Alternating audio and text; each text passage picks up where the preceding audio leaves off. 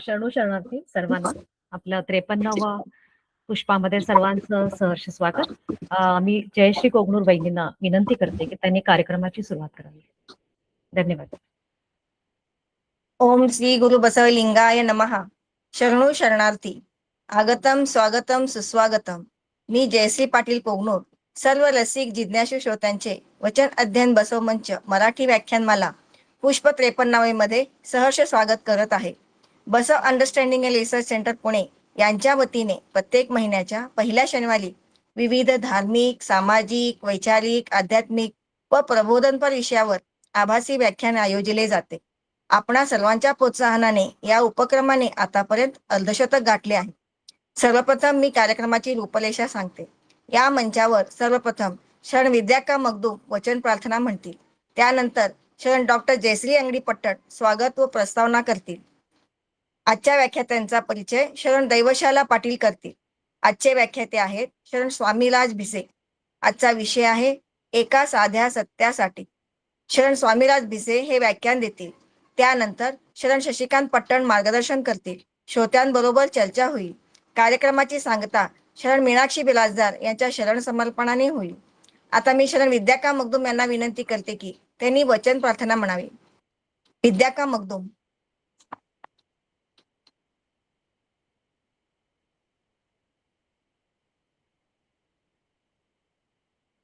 शरण शरणार्थी.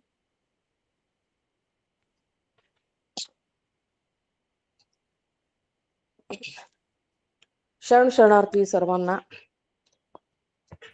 शरणू शरणार्थी. आदय यांचे वचन, आदय शरण आदय यांचे वचन आहे आता आम्ही म्हणतो. तनु मध्ये निर्मोही, तनु मध्ये निर्मोही, मनात निरहंकारी, मनात निरहंकारी, तनु मध्ये निर्मोही, तनु मध्ये निर्मोही, प्राणात निर्भय, प्राणात निर्भय,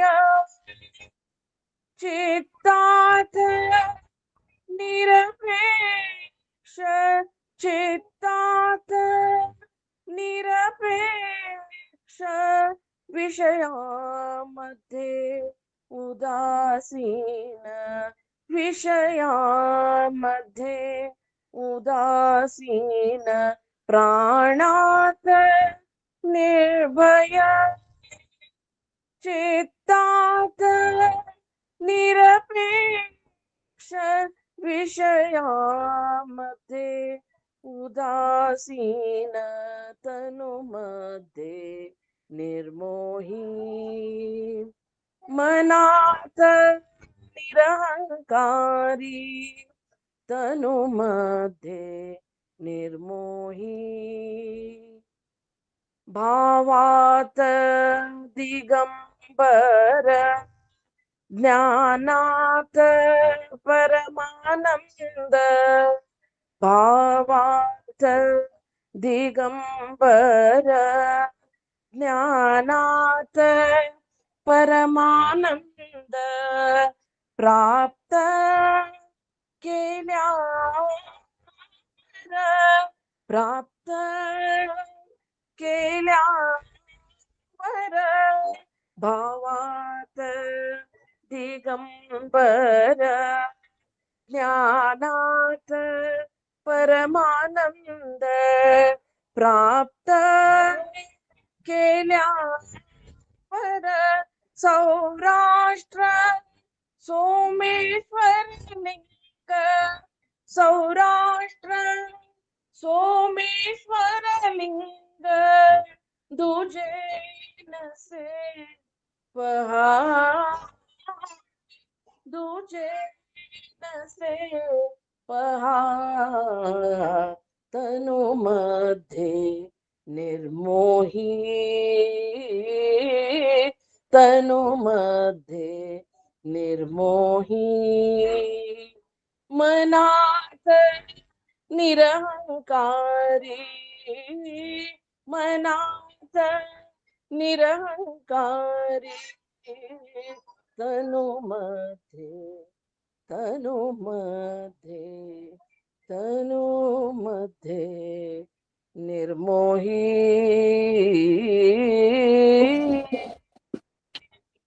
सर्वांना शरणार्थी.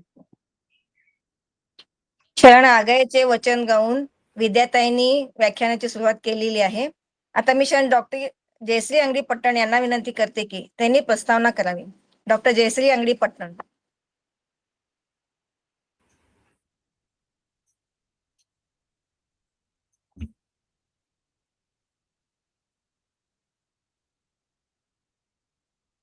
शरणार्थी सर्वांना. आज आपलं वचन अध्ययन बसव मंच मराठी व्याख्यानमाला याचं 53व्या पुष्पामध्ये इथं जमलेला सर्व बसव भक्त आणि आपले आजचे अतिथी स्वामीराज भिसे सर यांचं मी सहर्ष स्वागत करते. पहिल्यांदा सांगायचंय मला स्वामीराज भिसे सरांना की आमचा हा मंच जो आहे हा मंच आम्ही महिन्याच्या पहिल्या शनिवारी बसव वचन किंवा शरणांचे चरित्र, लिंगायत तत्वज्ञान याविषयी आम्ही ते मराठीमध्ये व्याख्यान घेत असतो. बाकीच्या प्रत्येक शनिवारी रविवारी कन्नडमध्ये होत असतं आणि हे 2 दिवसामध्ये आम्ही ते रेकॉर्ड सायमल्टेनियसली होत असतं, युट्यूब वरती पाठवतो. आता हा आपला कोरोना नंतरचा हा जो छोटासा प्रयत्न आहे, मेन उद्देश एवढाच आहे की जे वचन साहित्य आहे, पुरोगामी वचन साहित्य 12व्या शतकामध्ये महात्मा बसवांना आणि शरणांनी अनुभव मंटपामध्ये जे चर्चा करून जे लिहिलं गेलं त्याला आपण वचन म्हणतो. साध्या सुध्या भाषेमध्ये लोकांना समजेल उमजेल असं ते लिहिलं गेलेलं आहे. ते सगळं कन्नडमध्ये आहे आणि त्याचा आपण मराठीमध्ये सांगण्याचा प्रयत्न करतो, कारण मराठी लिंगायत बंधू भगिनी तर आपल्या लिंगायत तत्वज्ञानाची, लिंगायत धर्माची जाणीव नाही, हा मुख्य उद्देश आहे. आता मागच्या एपिसोडमध्ये, मागच्या पुष्पामध्ये आपले युवा व्याख्याते आहेत अभिषेक देशमाने, आजही आहेत ते. तर आजचा जो कालचा विषय होता मागच्या वेळेचा, कल्याण क्रांतीची पाने उलटताना. तर कल्याणाची क्रांती जी आहे ती एकाच दिवशी झालेली नाहीये. छोट्या अशा अनेक घटकांनी, सामाजिक, आर्थिक असेल, राजकीय असेल, वेगवेगळ्या क्षेत्रा पैलूमधून ती सामाजिक घडण होत गेली. आणि पहिल्यांदा ग्रंथ प्रामाण्य असलेल्या वेद आहेत, पुराण आहेत, त्याला पहिल्यांदा ते संघर्ष केला, त्याचा पहिल्यांदा त्यांनी आवाज उठवला म्हणजे महात्मा बसवांना. त्यांनी तर्कशुद्धाने, विवेकाने वागायला शिकवलं आपल्याला. तर त्यांची जी शिकवण आहे ही समाजामध्ये कितपर्यंत रुजली आणि लोकांनी त्याला कसं सामोरं गेलंय. आता विद्याकाने अतिशय सुंदर आता वचन गायलं शरण आदय यांचं, की आपल्याला जे सांगितलं गेलेलं आहे तत्वनीते वगैरे, हे आपल्यामध्येच आपल्याला शोधायचंय. देहच आपण देवालय म्हणून सांगितलेलं आहे. आणि इथं सांगताना मला खूप आवडतं की आवडेल नक्की की भिसे सरांची कशी ओळख झाली. तर एक रिंगण म्हणून एक वार्षिक अंक असतो सचिन परब संपादित सरांचा. त्याच्यामध्ये सरांचा एक अतिशय सुंदर असा लेख आला होता, एका सत्यासाठी म्हणून. अतिशय सुंदर लिहिलेलं आहे. आणि इथं सरांचं मला खूप कौतुक करायचं वाटतं की सर एवढे युवा आहेत, सांस्कृतिक चळवळीमध्ये पुण्याच्या SPPO सावित्रीबाई फुले पुणे युनिव्हर्सिटीच्या सांस्कृतिक विभागामध्ये ते त्यांचा खूप सक्रिय कार्यक्रम आहे आणि ते युवा कीर्तनकार आहेत. ही किती महत्वाची गोष्ट आहे की आपण बघितलं 12व्या शतकामध्ये जेव्हा बसवांनांचे वचन आहे, ते वचन नंतर 13व्या शतकामध्ये ज्ञानेश्वरी आणि तुकारामांच्या अभंगाच्या रूपामधून ती जनसामान्यापर्यंत पोहोचली. तो जो मेसेज आहे तो मेसेज सर्वसामान्यांपर्यंत आलेला आहे. तर लिंगायत हे वारकरी आहेत किंवा वारकरी आणि लिंगायत यांचं तत्वज्ञान जे आहे ते खूप साम्य आहे त्याच्यामध्ये. तर सर आणि सरांना हा जेव्हा विषय लिहायचा होता, याच्यावर लेख लिहायचा होता, तर ही गोष्ट खूप अभिमानाची आहे की कन्नड येत नाही सरांना, तरीही ते कर्नाटकामध्ये त्यांनी बसव कल्याण पासून पूर्वीपर्यंतचा हा प्रवास जो आहे त्या प्रत्येक ठिकाणी सरांनी भेट दिली. तिथं असलेले गाव त्या गावाचं नाव, म्हणजे आता मी बेळगावमध्ये होतो त्यामुळे मला ते कडकोळ असेल, मुडगोड असेल, ही काही नावं माहिती आहेत, एम के हुबळी माहिती आहेत. तर ती जी नावं आहेत त्या नावामध्ये अर्थ काय निघतो आणि त्यांनी ती त्यांची पायवाट म्हणजे कल्याण क्रांती झाली. आणि आपल्याला माहितीये की कल्याण क्रांती झाली तर तो जो दिवस होता तो अतिशय काळा दिवस आहे लिंगायतांसाठी. कारण त्या दिवशी हत्तीच्या पायी म्हणजे म्हणजे लोकांच्या सनातनी लोकांच्या दृष्टीने तो पहिला आंतरजातीय विवाह असेल. पण हरळय्या आणि हे ब्राह्मण जरी आधी आधी होते पण त्यांनी लिंगायत किंवा लिंग धारण केलं होतं, त्यामुळे ते सर्व लिंगायत झाले होते. आणि त्यांच्या मुलीचं जेव्हा लग्न होतं तेव्हा ते सनातनी समाजाला काही रुचत नाही आणि म्हणून मग आणि बिज्जळाचे कान भरले जातात. आणि तो जो प्रसंग आहे तो भिसे सर कदाचित आपल्या सुरुवातीला घेतील व्याख्यानामध्ये. महात्मा बसवांना बसव कल्याण सोडून जातात आणि मग ते सैनिक बिज्जळ राजाचा वध होतो. बिज्जळ राजाचे जे सैनिक असतात ते सगळं आपलं वचन भांडार जाळतात, शरणांच्या कत्तली करतात. आणि मग त्याच्यानंतर जे शरण आहेत मंदिरा चन्न बसवेश्वर म्हणजे महात्मा बसवेश्वरांचा भाचा आणि मडिवाळ माचाय्या हे गणाचार असतात, हे त्या नेतृत्व करतात त्या पूर्ण टीमचं. आणि ते कसे हळूहळू उभीपर्यंत जातात. तर हा जो एक सत्य म्हणजे त्यांनी आपल्या प्राणाची बाजी लावली. जे वेळ आली तर त्यांनी हातात तलवारी पण घेतल्या, पण हे साहित्य जपलं पाहिजे. प्राणाहून जास्त त्यांनी महत्व दिलं. हे साहित्य जपलं. खूपसं साहित्य नाहीसं झालंय आणि ते साहित्य परत फगू हळकटींच्या रूपाने आपल्यापर्यंत सगळ्यांपर्यंत पोहोचलंय. तर त्याचा आपण चिंतन मनन केलं पाहिजे. आता जसं आपण या प्रोग्राम मध्ये आपण नेहमी विद्याकारांचं कौतुक की प्रत्येक वेळेला आपण एक वचन घेतो आणि त्या वचनामधून तो बोध घेतो, ते आपण आपल्या आचरणामध्ये आणायचा प्रयत्न केला पाहिजे.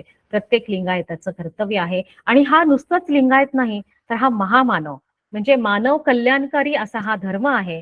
तर सर्वच धर्म मानवकाली असतात, मानवांसाठीच असतात. तर आपण या मंचावरती पुरोगामी विचार असतील, संतांचे विचार आहेत, आपण त्याचा अभ्यास करतो किंवा त्याची चर्चा घडवून आणतो. आणि खूप म्हणजे मला विद्या का बिरादार म्हणून आहे त्यांचा पण आज मेसेज आला, ताई मला ती लिंक पाठवा. म्हणजे हा जो आपलेपणा आहे की माझ्या धर्माचं मला समजलं पाहिजे, जी तिची आवड आहे ती हळूहळू आम्ही आवड. डॉक्टर पटन सर आहेत, डॉक्टर शेटकार सर आहेत, रवींद्र कुबा दादा आहेत, की त्यांच्यामुळे हे सगळे खूप विद्वान आहेत आणि त्यांचं खूप बरंचसं काम आहे याच्यावरती.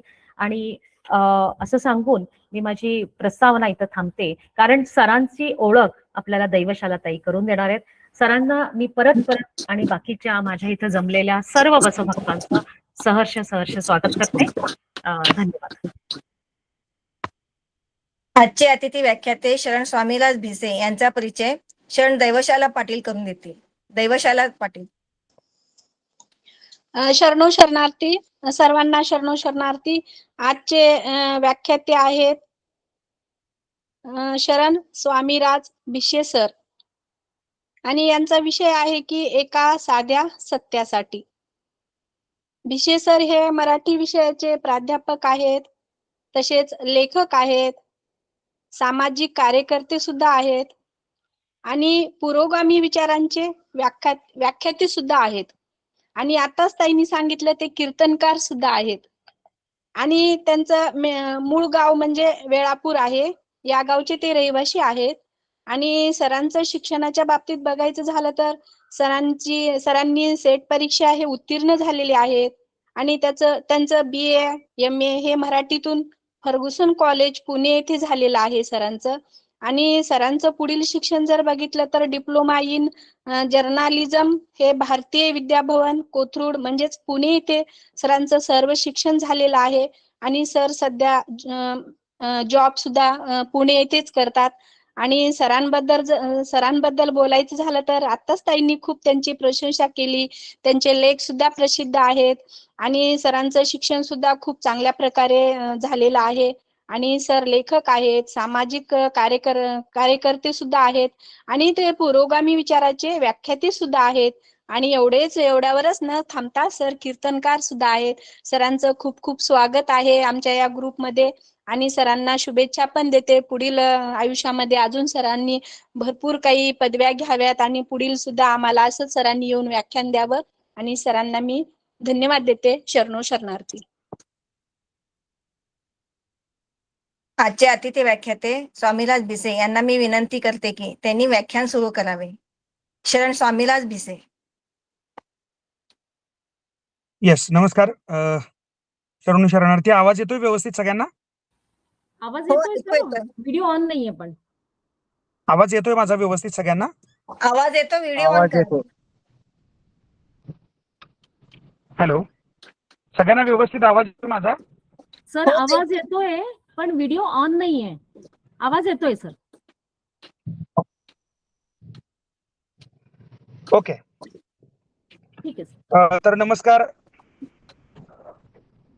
आपल्या या एकूण मंचाच्या वतीनं गेली अनेक दिवस आपण खूप महत्वाचं काम करत आहात.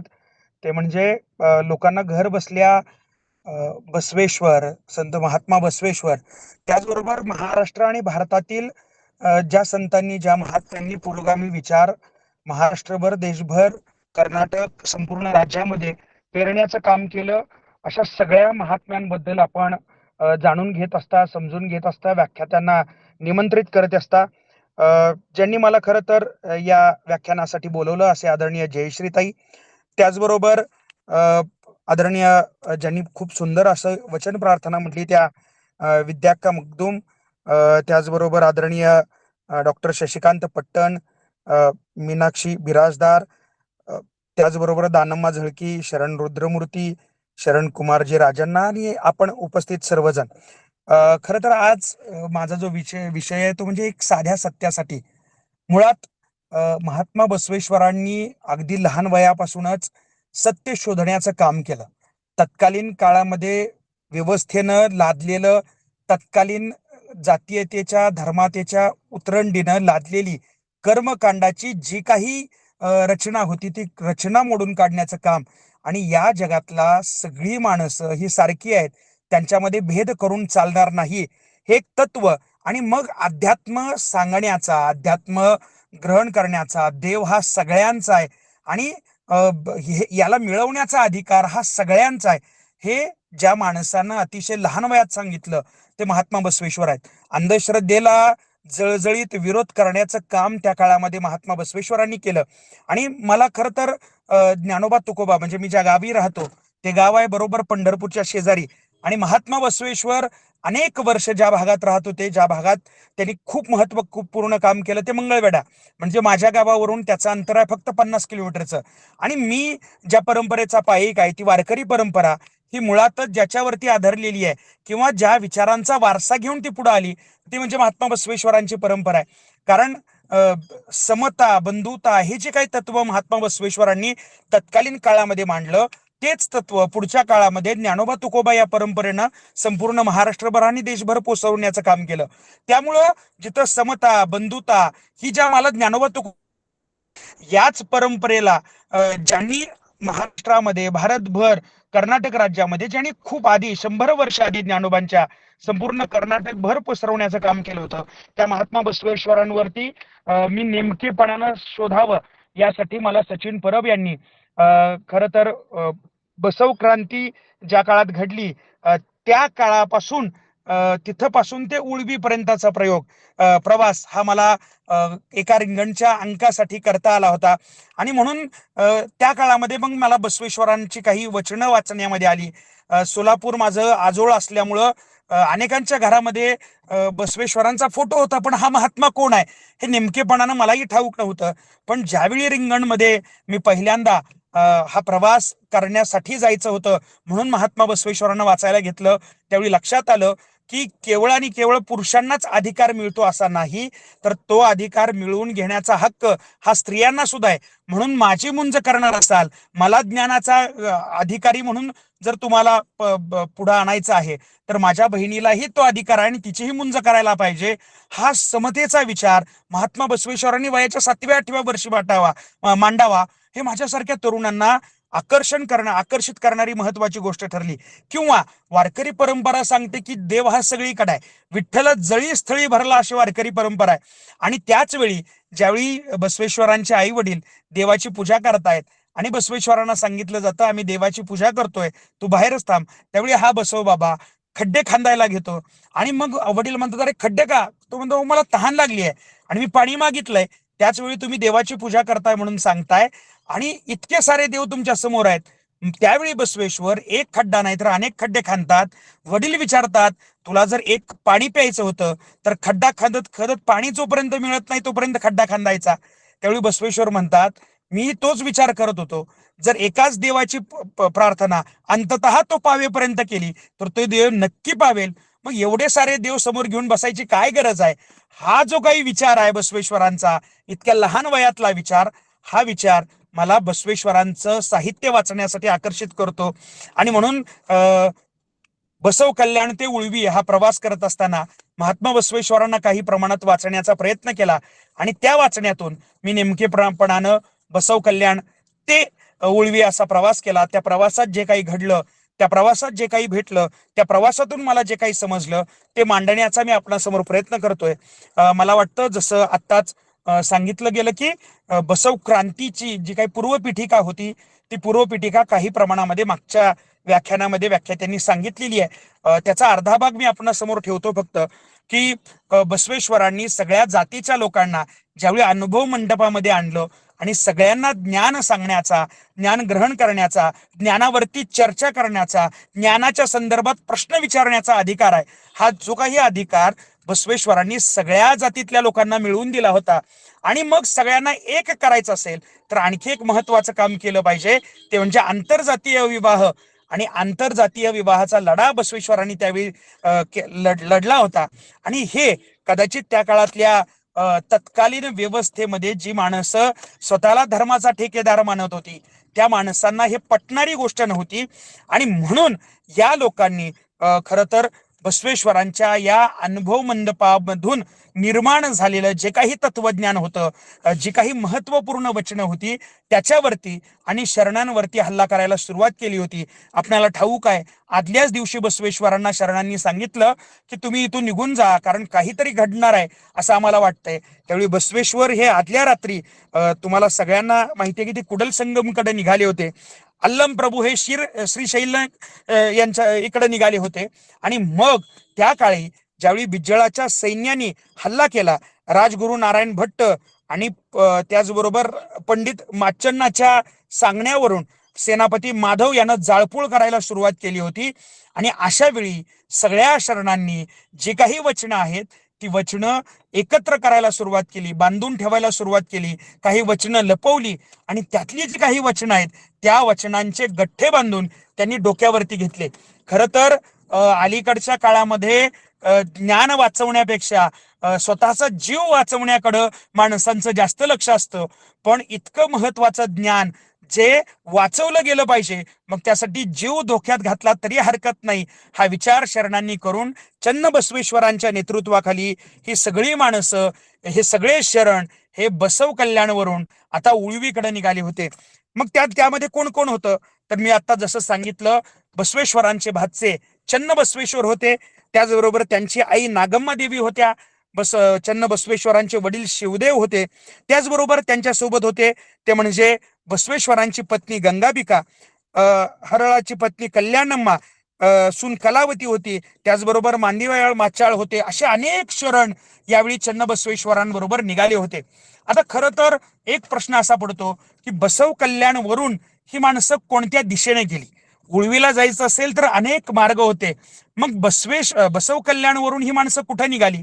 क्रांती घडली ती 1196 मध्ये, म्हणजे आजपासून 830 वर्ष पूर्वी मी ज्यावेळी हा प्रवास केला तो 2 वर्ष आधी प्रवास केलाय, म्हणजे त्यावेळी 828 वर्ष बसव क्रांतीला झाली होती. मग 828 वर्षानंतर ही माणसं नेमकी कोणत्या दिशेला गेली हे सांगणं जरी कठीण असलं तरी अभ्यासकांनी जे नोंदवून ठेवलंय त्या दिशेनं आपण गेलं पाहिजे, असा एक विचार करत मी निघालो होतो. आणि बसव कल्याणवरून माझा पहिला टप्पा होता तो म्हणजे सोलापूर. आणि त्या काळातलं सोलापूरचं नाव जे आहे ते म्हणजे सोन्नलगी. त्या सोन्नलगी गावामध्ये मी पहिल्यांदा पोहोचलो, आत्ताच्या सोलापूरमध्ये, जिथं सिद्धरामेश्वरांचं खूप मोठं मंदिर आहे. आपल्या सगळ्यांना ते ठाऊक आहे. तिथं माझे एक मित्र आहेत आणि बसव साहित्यावरती ज्यांचा खूप चांगला अभ्यास आहे, पत्रकार आहेत, ते म्हणजे चन्नवीर भद्रेश्वर मठ. हे मला त्या ठिकाणी भेटले. त्यांच्या एकूण झालेल्या चर्चेमध्ये मला जे जाणवलं की त्यांनी मला हेच सांगण्याचा प्रयत्न केला की अनेक जण तुम्हाला असं सांगतील की शरण या बाजूने गेले, शरण त्या बाजूने गेले, शरण कदाचित सोलापूर मार्गे गेले असतील की नाही, असे अनेक प्रश्न त्या काळामध्ये उपस्थित झाले असतील, आजही ते झाले आहेत. पण तरी एक मात्र खूण त्यांनी मला जी सांगितली ती अशी की सिद्धरामेश्वरांचं त्या काळातलं आध्यात्मिक वजन लक्षात घेता ती सगळी माणसं, सगळे शरण हे सोलापूरला आले असावेत. कारण सिद्धरामेश्वरांचं तत्कालीन आध्यात्मिक अधिकार किती मोठा आहे, तर इतका मोठा अधिकार आहे की बिज्जळ राजाचा पाडाव झाल्यानंतर ज्यावेळी त्याचा भाऊ हा सत्तेवरती आला त्यावेळी त्यांनी सिद्धरामेश्वरांना निमंत्रण दिलं होतं की तुम्ही आमच्या पुन्हा बसव कल्याणला या. त्यावेळी सिद्धरामेश्वरांनी जी भूमिका बजावली आहे, म्हणजे अर्थात त्या राजानं सिद्धरामेश्वरांना बोलवलं. हा खरं तर त्या राजाचा आपण त्या राजाचं कर्तव्य असं म्हणूयात, किंवा त्यानं कृपांकित होऊन सिद्धरामेश्वरांना बोलवणं हे त्याच्यासाठी महत्वाची गोष्ट होती. पण सिद्धरामेश्वरांनी त्याला जे उत्तर दिले ते खूप महत्वाचं आहे.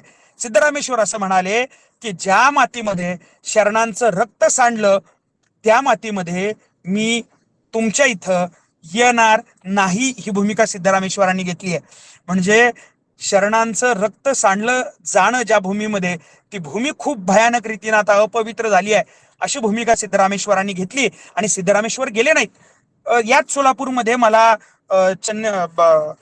माझे मित्र आदरणीय चन्नवीरांनी जी एक महत्वाची गोष्ट सांगितली ती अशी की गुड्डपूरच्या दानम्मा देवी यांनीच या शरणांना उळवीकडे जावा असा सल्ला दिला आणि तो या सोलापुरात दिला असावा असं चन्नवीर म्हणतात.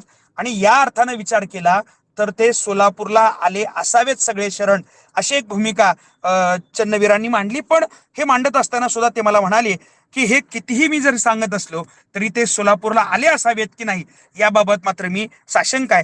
पण सिद्धरामेश्वरांची ती सगळी समाधी मी पाहिली, त्यांचं ते देवस्थान पाहिलं आणि तिथून चन्नवीरांनी 2-2.5 तास मला बसवेश्वर समजावून सांगितले. आणि तिथून माझा जो पुढचा प्रवास सुरू झाला तो सोलापूर ते विजापूर या मार्गावरती. खरं तर विजापूरला जात असताना अतिशय मक्खन सारखा सिमेंटचा रोड तुम्हाला लागतो. पण मी विचार करत होतो गाडी चालवता चालवता की आज आपण 4-5 गिअर टाकला की 2-2.5 तासात सोलापूरवरून विजापूरला पोहोचतो. आज ते खूप साधा आहे, खूप सरळ आहे. मध्ये आपल्याला भीमा नदी लागते, जिथं प्रचंड मोठ्या प्रमाणामध्ये पात्र आहे आणि नदी फुल भरून वाहत होती. आपण आज विचार केला तर आज मोठमोठ्या प्रमाणामध्ये त्याच्यावरती पूल बांधलेले आहेत, रस्ते कमालीचे तयार झालेले आहेत. पण त्या काळामध्ये बिज्जळाचं सैन्य पाठीवरती आहे आणि हे सगळं असताना डोक्यावरती वचन साहित्य घेऊन हे शरण कुठल्या अवस्थेमध्ये, कुठल्या पद्धतीनं, कशा पद्धतीनं ही सगळी माणसं उळवीकडे धावत निघालेली असावेत. माझा जीव गेला तरी चालेल, पण बसवेश्वरांच्या सानिध्यामध्ये, अल्लम प्रभूच्या सानिध्यामध्ये तयार झालेलं वचन वाचलं पाहिजे. आणि यासाठी पडत्या पावसात, पायात कदाचित असेल की नाही काही माहित नाही, पण काटे टोचत उलट्या प्रवाहाला तोंड देत ही माणसं प्रसंगी वेगानं विजापूरकडे निघालेली असावीत. आणि मग विजापूरला पोहोचली की नाही हा प्रश्न थोडासा आपण बाजूला ठेवूयात.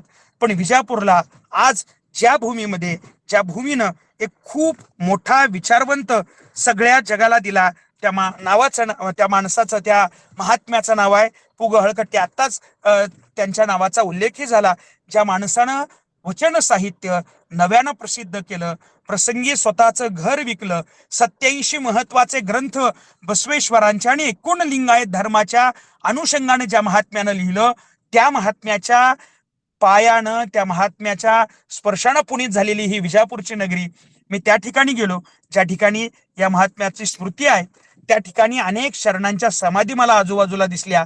मी पुगळकुट्टींच्या त्या स्मृतींना दंडवत घातला, त्यांच्या समोर नतमस्तक झालो आणि विजापूरवरून मी आता मोरगुडकडे निघालो.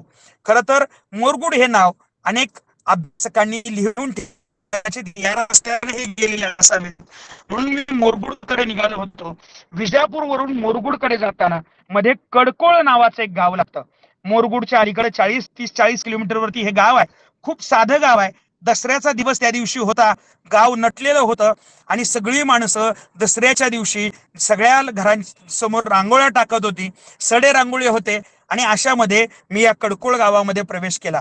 खरं तर कडकोळ गावामध्ये प्रवेश केल्यानंतर मला हे माहित नव्हतं की बसवेश्वरांना या गावात कसं शोधावं किंवा शरणांना या गावामध्ये कसं शोधावं. म्हणून मी एकेकाला विचारत निघालो. त्यावेळी एका माणसानं सांगितलं, या ठिकाणी डाव्या बाजूला तुम्हाला बसवेश्वरांचं मंदिर सापडेल. मी त्या ठिकाणी पोहोचलो. तर त्या ठिकाणी पोहोचल्यानंतर माझी एक गोष्ट लक्षात आली की मंदिर खूप सुंदर आहे, बाहेर रांगोळी टाकलेली आहे. म्हणून मी आणि माझ्या सोबतचा बापूराव नावाचा मित्र, ज्याला कन्नड वाचता येत होतं, कन्नड बोलता येत होतं, मला माझ्या ज्या भावना मराठीतून व्यक्त करायचो आणि बापूराव पुढच्यांना विचारायचा. आम्ही त्या कडकोळ गावामध्ये प्रवेश केल्यानंतर त्या मंदिरामध्ये गेलो. मंदिरात पोहोचल्यानंतर मी बाहेरच्या बाजूला उभारून त्या मंदिराचा फोटो काढत होतो. त्याच वेळी बापू मला म्हणाला, आतमध्ये जाऊन गाभाऱ्यामध्ये बाहेर आलेला बापू मला म्हणाला की अरे इथं काहीच उपयोग नाही, या मंदिरात आपल्याला बसवेश्वर सापडणार नाहीत. मी म्हणलो का बरं? मग मीही त्यामुळं आत गेलो. आत गेल्यानंतर लक्षात आलं की तिथे एक नंदी होता. मला हे कळालंच नाही, नंदी कसं काय? लोक तर म्हणतात की हे बसवेश्वरांचं मंदिर आहे, मग इथं नंदी कसं काय? माझे जे मित्र आहेत सचिन परब, संपादक आहेत रिंगणचे, ज्यांच्यामुळे मी खरं तर या शोधासाठी निघालो होतो, मी त्यांना फोन केला. मग माझ्या लक्षात आलं की तत्कालीन व्यवस्थेनं बसवेश्वरांना सारखा महात्मा पुसून टाकावा आणि त्याला केवळ देव पण बहाल करून टाकावं. आणि मग हा माणूस कसा होता? तर हा माणूस नंदी सारखा होता. अशा काही एक घटना किंवा अशा काही एक वावड्या उठवाव्यात म्हणून बसवेश्वरांचं अस्तित्व 70-80 वर्षापूर्वी अनेक लोकांनी पुसून टाकण्याचं काम केलं होतं आणि बसवेश्वरांच्या ऐवजी तिथं नंदी स्थापन करण्याचं काम केलं होतं. आणि हे केवळ कर्नाटकमध्ये घडत नव्हतं, म्हणजे केवळ छोट्या छोट्या गावांमध्ये घडत नव्हतं, तर हे बसव कल्याणमध्ये सुद्धा घडलेलं होतं. आणि म्हणून तत्कालीन अनेक मोठ्या महात्म्यांनी नंदी पुन्हा नंतरच्या काळामध्ये नंदी थोडासा बाजूला केला आणि बसवेश्वरांच्या मूर्त्या नव्यानं स्थापन करण्याची कामं अतिशय जलद गतीनं सुरू केली. कारण केवळ विचारून मारून चालणार नाही, तर महात्मा सुद्धा मारला पाहिजे. म्हणून महात्म्याच्या ऐवजी तिथं नंदी नावाचं प्रतीक या माणसांनी तत्कालीन काळामध्ये उभा केलं होतं. मला हे सचिन परवानी ज्यावेळी सांगितलं त्यावेळी मला कळून चुकलं की व्यवस्थेच्या विरोधात, तत्कालीन विषमतेच्या व्यवस्थेच्या विरोधात तोंड देणं हे साधी सोपी गोष्ट नव्हती, ते बसवेश्वरांनी करून दाखवली होती. त्यामुळे माणसाचा नंदी करणं हे तत्कालीन धर्मव्यवस्थेला फार अवघड गोष्ट नव्हती, ती बसवेश्वरांच्या बाबतीत घडली होती. मी काही का असेना त्या नंदीला नमस्कार केला होता आणि मी पुढे निघालो होतो. साधारण कडकोळवरून मी पुढे ज्यावेळी सरकलो मुरगुडकडे, कडकोळ ते मुरगुड हे साधारण 30-40 किलोमीटरचं अंतर आहे. मी मोरगुडकडे निघालो. आता मोरगुडला पोहोचल्यानंतर आम्हाला एक छोटस मंदिर पोलीस स्टेशन मध्येच पाहायला मिळालं. पोलीस स्टेशन मध्ये गेल्यानंतर कळालं की मोरगुडच्या पोलीस स्टेशन मध्ये देवेंद्र आप्पा बडग्यार नावाचे PSI होते आणि ते होते साधारण 1969 मध्ये. यांनी तिथं बसवेश्वरांचं खूप सुंदर मंदिर बांधलंय. छोटेखानी मंदिर आहे, चारही बाजूला स्तंभ आहेत. मी तिथं गेलो आणि तिथं गेल्यानंतर कळालं जे खरं तर कडकोळ मध्ये होतं तेच मोरगुड मध्ये मला दिसलं. तिथं सुद्धा बसवेश्वरांची मूर्ती नव्हती, बसवेश्वरांचा फोटो नव्हता, तर तिथं सुद्धा नंदीच होता. मी त्या नंदीला नमस्कार केला आणि मग लोकांना विचारलं की अहो मी असं वाचलंय की मोरगुड मध्ये पहिला जी लढाई झाली या प्रवासामधली ती मोरगुड गावात झाली आहे, ती नेमकी कुठं झाली मला ते समजून घ्यायचं आहे. मला त्या पोलिसांनी सांगितलं तुम्ही गावामध्ये जा, गावामध्ये एक महादेवाचं मंदिर आहे, तिथं काही लोक आहेत त्या लोकांकडून समजून घ्या, ती लोक तुम्हाला ती माहिती सांगतील. मी मुरगुड गावामध्ये निघालो. मुरगुड गावामध्ये एक छोटेखानी मंदिर आहे. जत्रेचे दिवस होते. मी तुम्हाला जसं सांगितलं दसरा त्या दिवशी होता, त्यामुळे गावातून पालखी निघाली होती. पालखीमध्ये 2 सुंदर अशा मूर्ती होत्या, मुखवटे होते. वाजत गात ती पालखी निघाली होती. त्याच ठिकाणी हातामध्ये ज्याने ज्योत पकडली होती त्या माणसाला मी विचारलं की आम्ही असं आलोय, आम्हाला बसवेश्वर समजून घ्यायचे आहेत, या गावात पहिली लढाई झाली आहे म्हणून कळालं, कोण सांगेल आम्हाला माहिती. त्यावेळी त्या माणसानं सांगितलं, मल्लिकार्जुन बापू हुग्यार नावाचे एक सिनियर पर्सन या गावात आहेत, तुम्हाला हे सगळी माहिती ते देतील. आम्ही थोड्याच वेळात मंदिरात थांबलो. त्याच वेळी तिथं मल्लिकार्जुन बापू हुग्यार आले. मल्लिकार्जुन हे कमरेला टॉवेल गुंडाळलेला, गळ्यामध्ये छान अशा पद्धतीनं लिंग धारण केलेला माणूस, वरती पांढरी छाटी, हातामध्ये उदबत्ती, साधारण 70-80 वर्षाचा माणूस, तोंडावरच्या सुरकुत्या आणि अतिशय विनम्रतेनं तो देवाची पूजा करत होता. मी त्यांना विचारलं, का हो आम्हाला बसवेश्वर समजून सांगा, आम्हाला पहिली लढाई या गावातली समजावून सांगा. त्यावेळी त्या माणसानं सांगायला सुरुवात केली, तुम्ही ज्या गावात आहात ते गाव आत्ता त्या गावाचं नाव मुरगुड आहे, पण या गावाचं नाव पूर्वी हे सिद्धनगवी होतं. सिद्धनगवी म्हणजे काय? गवी म्हणजे गुफा, आणि इथं सिद्धरामेश्वरांचं खूप मोठं म्हणजे तीर्थस्थळ आहे, आणि म्हणून ते ते जे ठिकाण आहे ते गुहेमध्ये असल्यामुळं या गावाला सिद्धनगवी असं नाव पडलं. आणि मग पुढं या गावाचं नाव पडलं अमर कल्याण. अमर कल्याणवरून या गावाचं नाव पडलं त्रिशंग, आणि शिंग याचा अर्थ खोड. खोडाचं पुढं झालं मुरखोड, आणि मुरखोडाचं पुढं झालं मुरगोड. आता आम्हाला शरणांची लढाई आम्हाला समजावून सांगा. ते म्हणाले, असं म्हणतात की या गावामध्ये बिज्जळ राजाच्या सैनिकांनी पहिला वार या गावामध्ये केला, आणि तो शरणांवरती केला. गावाचा जर तुम्ही परिसर बघितला तर मी जसं सांगितलं त्या गावामध्ये गुफा जशी आहे तसे मोठमोठे डोंगर आहेत, आणि डोंगर पाहिल्यानंतर आपल्या लक्षात येतं की नक्की डोंगराच्या आश्रयाला सगळे शरण इथं थांबलेले असावेत. आणि त्याच वेळी हा हल्ला या लोकांनी केला. मडिवाळ माचे यांनी या हल्ल्यामध्ये अतिशय महत्वपूर्ण भूमिका बजावली. 2 हात बिज्जळाच्या सैनिकाबरोबर करण्याचं महत्वाचं काम हे मडिवाळ माच्या यांनी केलं. आणि मडिवाळ माच्या या ज्यावेळी धारातीर्थी पडले त्यावेळी त्यांना त्या डोंगरावरून खाली पलीकडच्या गावामध्ये घेऊन जाण्यात आलं. त्याच ठिकाणी एक उळवी बागला म्हणजे काय तर गावातले लोक असं मला समजावून सांगत होते, एक उळवी बागला म्हणजे काय तर तिथे एक छोटीशी कमान केलेली आहे, दरवाजा टाईप कमान आहे. आणि ते मला सांगत होते की इथल्या लोकांनी सांगितलं की तुम्ही उळवीकडे जा, आणि तुम्ही या इथून जा, तुम्ही उळवीकडे जा आणि या रस्त्यानं जा. म्हणून ती शरण सगळे या रस्त्याने गेले. तो दिवस हा अतिशय महत्वाचा दिवस होता.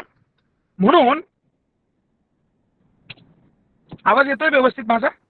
सर व्हिडिओ बंद करा म्हणजे आवाज स्पष्ट हा व्हिडिओ बंद केला तर चांगला येतं. Okay okay. उळवी बागला जे ठिकाण आहे की या ठिकाणाहून सगळे शरण उळवीकडे गेले. त्याच गावामध्ये केम्प करी नावाचं एक तळ आहे. केम्प करी नावाचं तळ. मी म्हणालो याचा इतिहास काय, त्यावेळी त्यांनी मला समजावून सांगितलं की बिज्जळाच्या राजाबरोबर ज्यावेळी शरणांनी शस्त्र चालवलं, आणि शरणांचे शस्त्र ज्यावेळी बिज्जळाच्या राजांवरती पडले, आणि त्या सगळ्या शरणांनी त्यावेळी ते सगळे शस्त्र हे त्या तलावात धुतले. सगळ्या राजांनी सुद्धा सैनिकांनी तिथून पळ काढला होता माघारी, आणि सगळे शरणांनी तिथं आंघोळ केली, आणि शरणांचं रक्त सुद्धा त्या तळ्यामध्ये मिक्स, म्हणून या तळ्याचं नाव पाणी हे लाल झालं अशी तिथली श्रद्धा आहे. खर तर त्याच गावामध्ये लोक असं सांगतात की शरण या गावामधून बाहेर जाताना गाववाल्यांनी महत्वाचा आश्रय दिला, म्हणून शरणांनी या गावाला मोठा आशीर्वाद दिला. त्यामुळं या गावाला त्यानंतर कधीही या गावात दुष्काळ पडलेला नाही, कारण शरणांनी या गावाला खूप मोठा आशीर्वाद दिला. अशा पद्धतीची श्रद्धा या लोकांची शरणांवरती असलेली दिसून येते. मला मल्लिकार्जुन बापू सांगत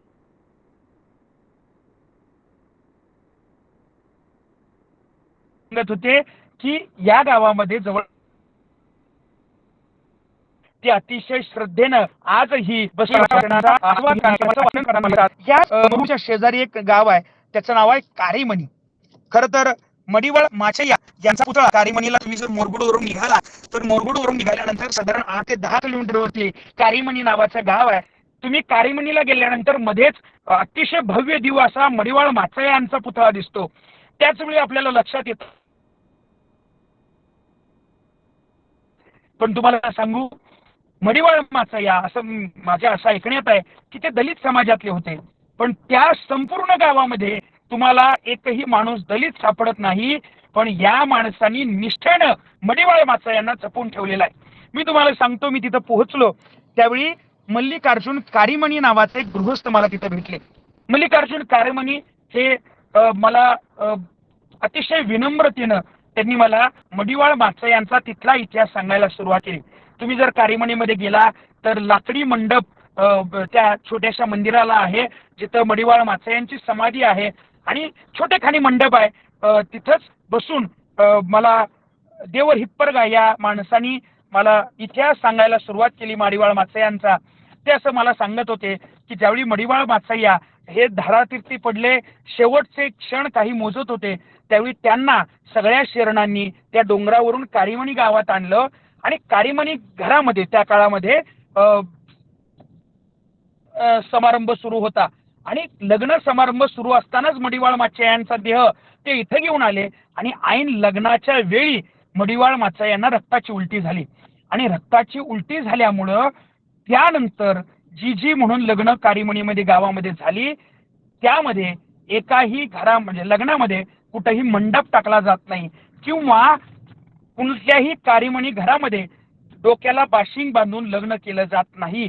त्या माणसांची अशी धारणा आहे की इतका मोठा महात्मा आपलं लग्न सुरू असताना जर धारातीर्थी पडत असेल तर ते आपल्यासाठी खूप महत्वाची गोष्ट होती आणि म्हणून त्याची आठवण म्हणून त्या घरामधल्या लग्नामध्ये कधीही आज डोक्याला बाशिंग बांधलं जात नाही किंवा मोठा मंडप त्या लग्नामध्ये घातला जात नाही. आता याच गावाचं नाव असं कसं काय पडलं, असं जर मला तुम्ही प्रश्न विचारला तर रक्ताची उलटी मडिवाळ माचय्यांना झाली होती. याला कन्नडमध्ये कार कोळदू असं म्हणतात आणि कार कोळदू चाच पुढं अपभ्रंश करत करत करत कारीमणी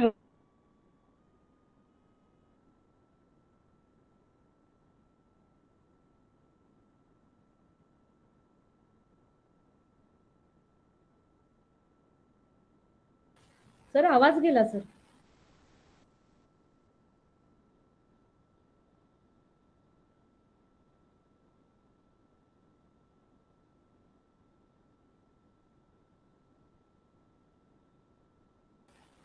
कारीमणीवर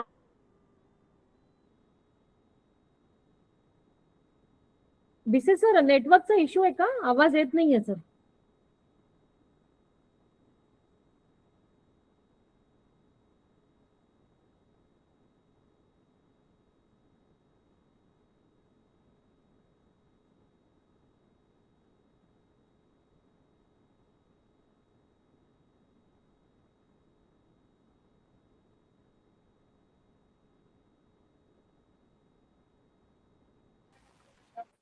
सर आवाज येत नाहीये तुमचा आवाज.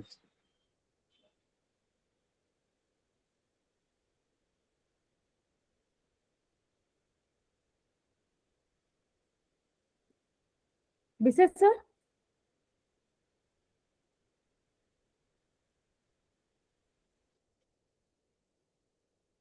नेट नेट गेलं असेल सरांचं.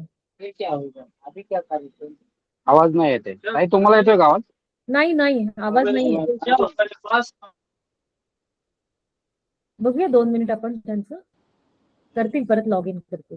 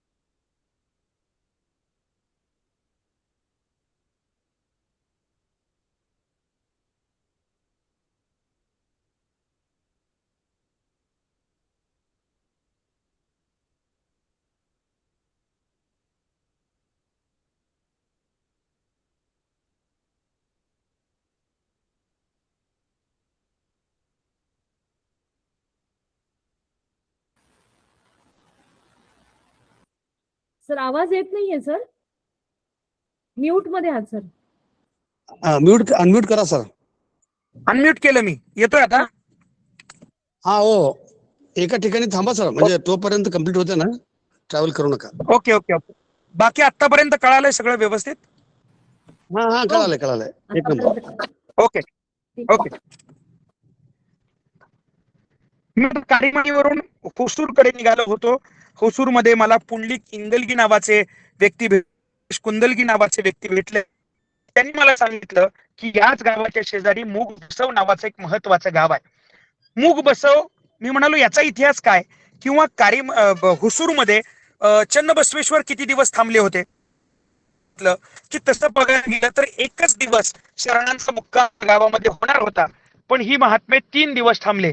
का बरं, कशासाठी थांबले? त्यावेळी त्यांनी मला सांगितलं की या ठिकाणी साधना करण्यासाठी ही माणसं थांबली, आणि साधना करण्यासाठी ज्यावेळी ही माणसं थांबली त्यावेळी याच ठिकाणी चन्नबसवेश्वरांना कळालं की बसवेश्वरांनी समाधी घेतली आहे.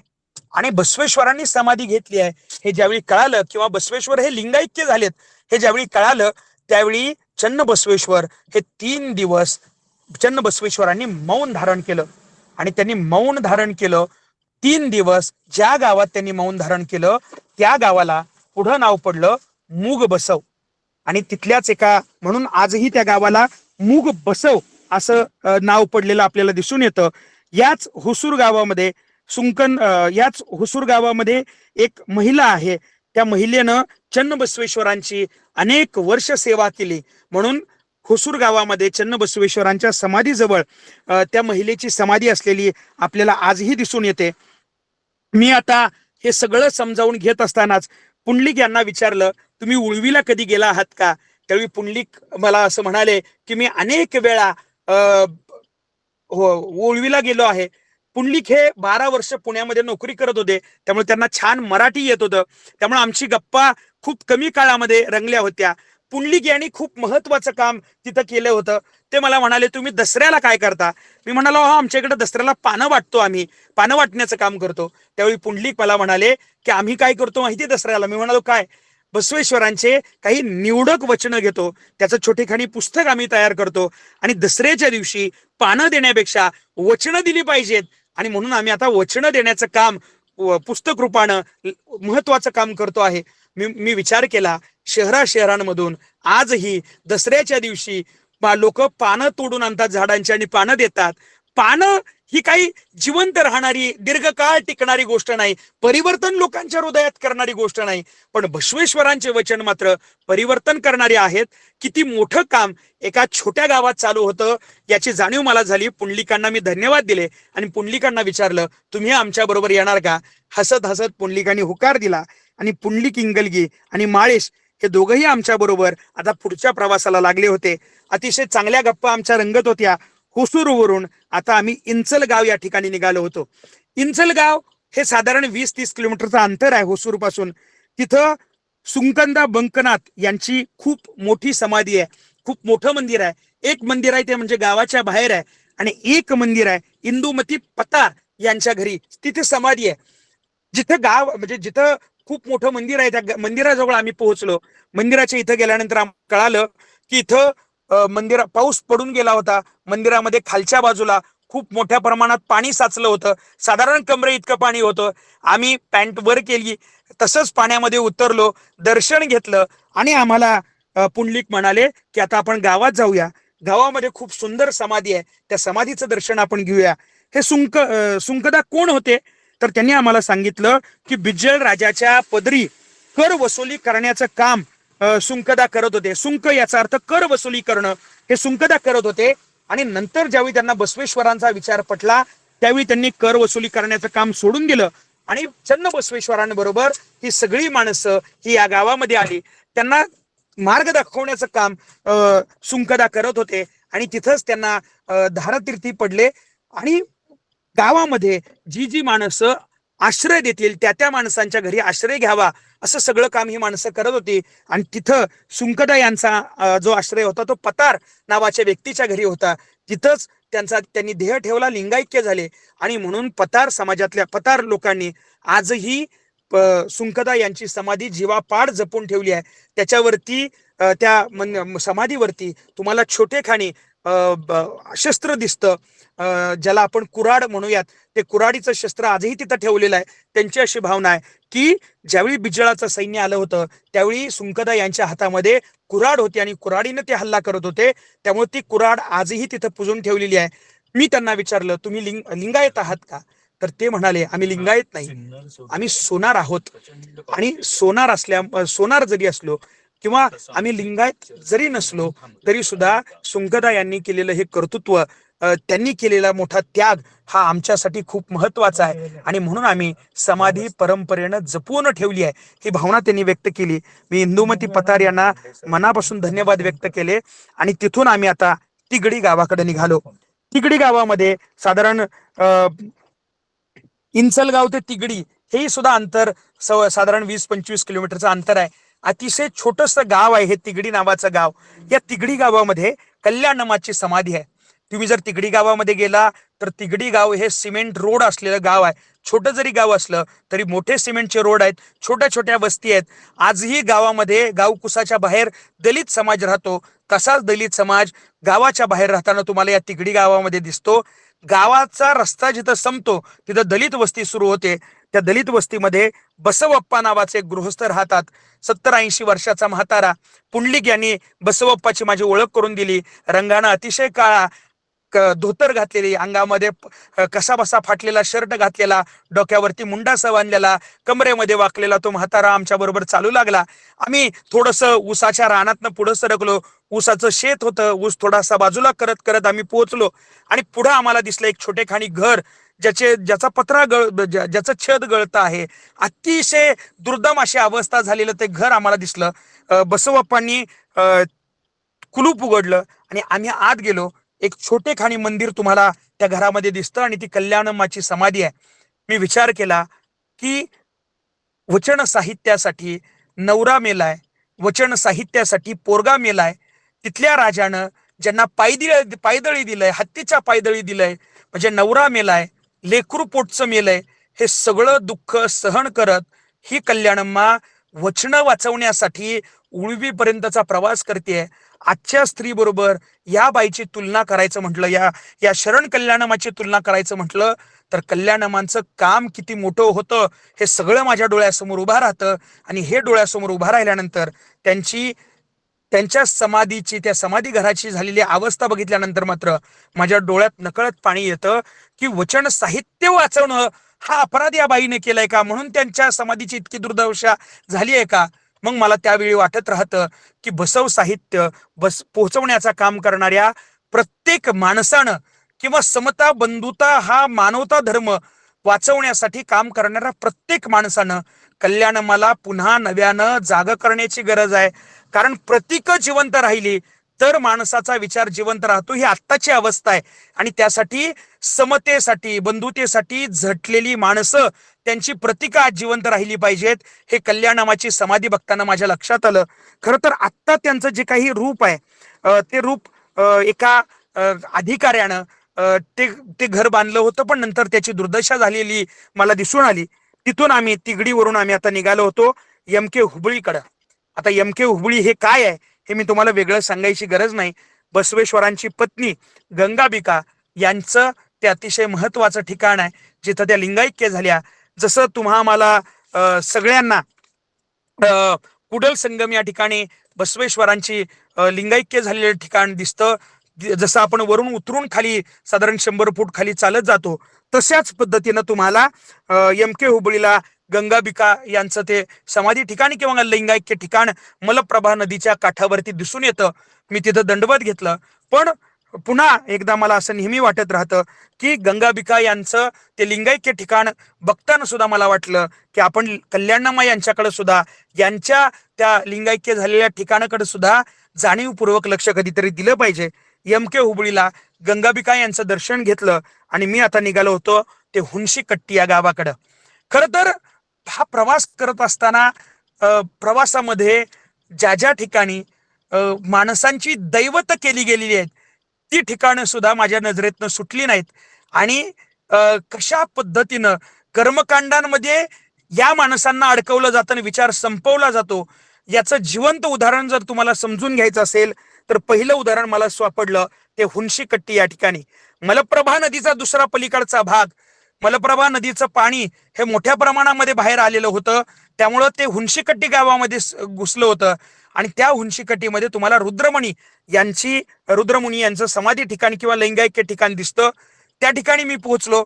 अर्थात त्याही ठिकाणी मलप्रभेचं पाणी घुसल्यामुळं जवळपास गुडघ्याच्या वर पाणी सगळ्या मंदिरामध्ये झालं होतं. आम्ही तसेच निघालो होतो. आम्हाला आता हे सांगायची गरज नव्हती की पाणी आहे मग पॅन्ट वर घ्या आणि चालायला लागा, हे सांगायची गरज नव्हती. आम्ही निघाल्यानंतर आम्हाला लक्षात आलं की आपल्याला गाभाऱ्यात जाता येत नाही, कारण गाभाऱ्याच्या आतला माणूस सवळ्यात उभारलेला होता आणि तो स्वतःला रुद्रमुनी यांचा वंशज समजत होता. त्याला आम्ही विचारलं, का रे बाबा, या गाभाऱ्यामध्ये प्रवेश कोणाला? तो म्हणाला, ज्यानं सोवळं घातलं त्याला इथं प्रवेश आहे. मी म्हणालो, इथं स्त्रियांना प्रवेश आहे का? त्यानं सांगितलं, स्त्रियांना इथं प्रवेश नाही. मी म्हणालो, तुमच्या घरातली तरी स्त्रियांना आहे का? त्यानं सांगितलं, इथं त्यांनाही प्रवेश नाही. आतली मूर्ती मात्र सुंदर सजवलेली होती, तिलाही सोहळ्यामध्ये नेसवलेलं होतं. मी विचार करतो, ज्या महात्मा बसवेश्वरांनी आयुष्यभर सोहळ्या ओवळ्याला विरोध केला, ज्या महात्म्या बसवेश्वरांनी हे सगळे गोष्टी झुगारून दिल्या आणि माणसातला सगळ्यात महत्वाचा ईश्वराचा अंश समजून घेत लिंगैक्य होण्याचा अधिकार सगळ्यांना प्रदान केला गेला, त्या बसवेश्वरांच्या शरणांची मात्र मंदिरं आज कर्मकांडामध्ये बंदिस्त होत आहेत. त्याचं पहिलं जिवंत उदाहरण मला सापडलं ते रुद्रमुनी यांचं. त्या घरातल्या महिलांना सुद्धा जर प्रवेश नसेल तर काय करावं? मी त्या तरुणाला विचारलं, तुझं शिक्षण काय झालं? त्यानं सांगितलं, मी SY BCom शिकतोय. मी म्हणालो, बाबा, कधीतरी बसवेश्वर सुद्धा वाच, आयुष्यामध्ये नक्की फरक पडेल. निदान आज तू रुद्रमुनी यांना कर्मकांडांच्या अंधारात बांधून ठेवलंय, बसवेश्वर वाचले तर पुन्हा रुद्रमुनी यांना उजेडामध्ये तत्कालीन यायला आवडेल. त्यासाठी बसवेश्वर वाच. मी त्याला धन्यवाद दिले आणि तिथून माझा प्रवास सुरू झाला. तो मलप्रभा नदीच्या पलीकडच्या घाटावरती, त्या गावाचं नाव होतं कादरोळी. कादरोळी या गावामध्ये मी ज्यावेळी पोहोचलो त्यावेळी माझ्या लक्षात आलं, हे साधं सुद्धा गाव नाही, हे खूप महत्वाचं गाव आहे. या गावातल्या माणसांनी खूप महत्वाची लढाई शरणांच्या बाजूने केली होती. बिजळाची अंतिम लढाई या गावात झाली असं म्हणतात सैन्यांची. आणि या गावातल्या लोकांनी स्वतःच्या प्राणाची आहुती देत बिजळाच्या सैन्यांना हाकलून दिलं होतं. लढणारं गाव म्हणून त्या गावाचं नाव कादरोळी असं पडलेलं होतं. मी त्या गावामध्ये गेलो. त्या गावामध्ये सिमी नावाचा एक मठ आहे, खूप सुंदर मठ आहे. त्यामध्ये नवरात्रीची पूजा बांधली जात होती आणि तिथं मठाधिपती राहत होते. तिथं पवार नावाचे एक गृहस्थ मला भेटले, जे इतिहासाचे अभ्यासक होते. मी त्यांना म्हणालो, या मठाचं नाव सिमी मठ कसं काय? त्यानं सांगितलं, हा सीमावर्ती भागात आहे, महाराष्ट्र आणि कर्नाटकाच्या सीमावर्ती भागात हा मठ आहे, म्हणून या मठाचं नाव सिमी मठ आहे. त्या मठाची जी काही परंपरा आहे, त्या मठाचे जे पूर्वज आहेत ते पूर्वी खूप महत्वाचं काय करायचे, ते म्हणजे बसवेश्वरांच्या त्या जेवणाच्या पंक्तीमध्ये किंवा बसवेश्वरांना पान निहून देण्याचं काय ते करायचे. बसवेश्वरांनी नंतर त्यांना एका गावामध्ये पाठवलं, ज्या गावामध्ये स्वच्छता करणारी माणसं राहत होती, अतिशय दलित कुटुंबातली माणसं राहत होती. आणि त्यांच्यामध्ये जाऊन तुम्ही एक वचन साहित्य पोचवा, क्रांती करा, म्हणून त्या मठाच्या पूर्वजाला त्या गावामध्ये पाठवलं होतं. तिथून ही परंपरा सुरू होते. आणि आज सिमी मठाचे जे काही मठाधिपती आहेत ते त्यांचाच अधिकार आपल्याकडे सांगतात. मी त्यांना म्हणालो, या मठाचं विशेष मला सांगा. ते म्हणाले, या मठाचं महत्वाचं विशेष आहे, या गावानं लढाई केली हे तर विशेषच आहे, पण या मठाचं आणखी एक महत्वाचं विशेष आहे की ज्या पु ग हळकट्टी यांनी वचन साहित्य उजेडात आणण्याचं काम केलं, त्याच पु ग हळकट्टी यांना 500 वचनं निहून देण्याचं काम, खूप महत्वाचं काम या मठानं केलं. मी म्हणालो, ते सगळं या मठामध्ये कसं काय आलं? वचन साहित्य कशी काय या मठामध्ये आली, किंवा ती राहिली कशी काय, परंपरेनं ती जपून ठेवली कशी काय? त्यावेळी त्या मठाधिपतींनी जे सांगितलं ते ऐकल्यानंतर माझ्या हे डोळ्यात पाणी आलं. तो माणूस म्हणाला की आम्हाला असं माहित होतं, इथल्या लोकांना असं माहित होतं, तिथल्या त्या काळातल्या शरणांना असं माहित होतं की हे वचन साहित्य बुडवण्याचं काम कोण करतील? तर तत्कालीन उच्चवर्णीय जे सनातनी आहेत ही माणसं हे करतील. मग ही सनातनी माणसं कोणाच्या घरात जात नाहीत, तर 2 महत्वाच्या माणसांच्या घरात जाणार नाहीत. 1 शूद्रांच्या घरात जाणार नाहीत आणि 2 तत्कालीन काळात वेश्या व्यवसाय करणाऱ्या स्त्रियांच्या घरात ही माणसं जाणार नाहीत. मग त्या काळातल्या शरणांनी दलित कुटुंबामध्ये आणि वेश्या व्यवसाय करणाऱ्या स्त्रियांच्या घरामध्ये ती वचनं, ते गभाड वचनांचं जपून ठेवण्यासाठी विनंती केली.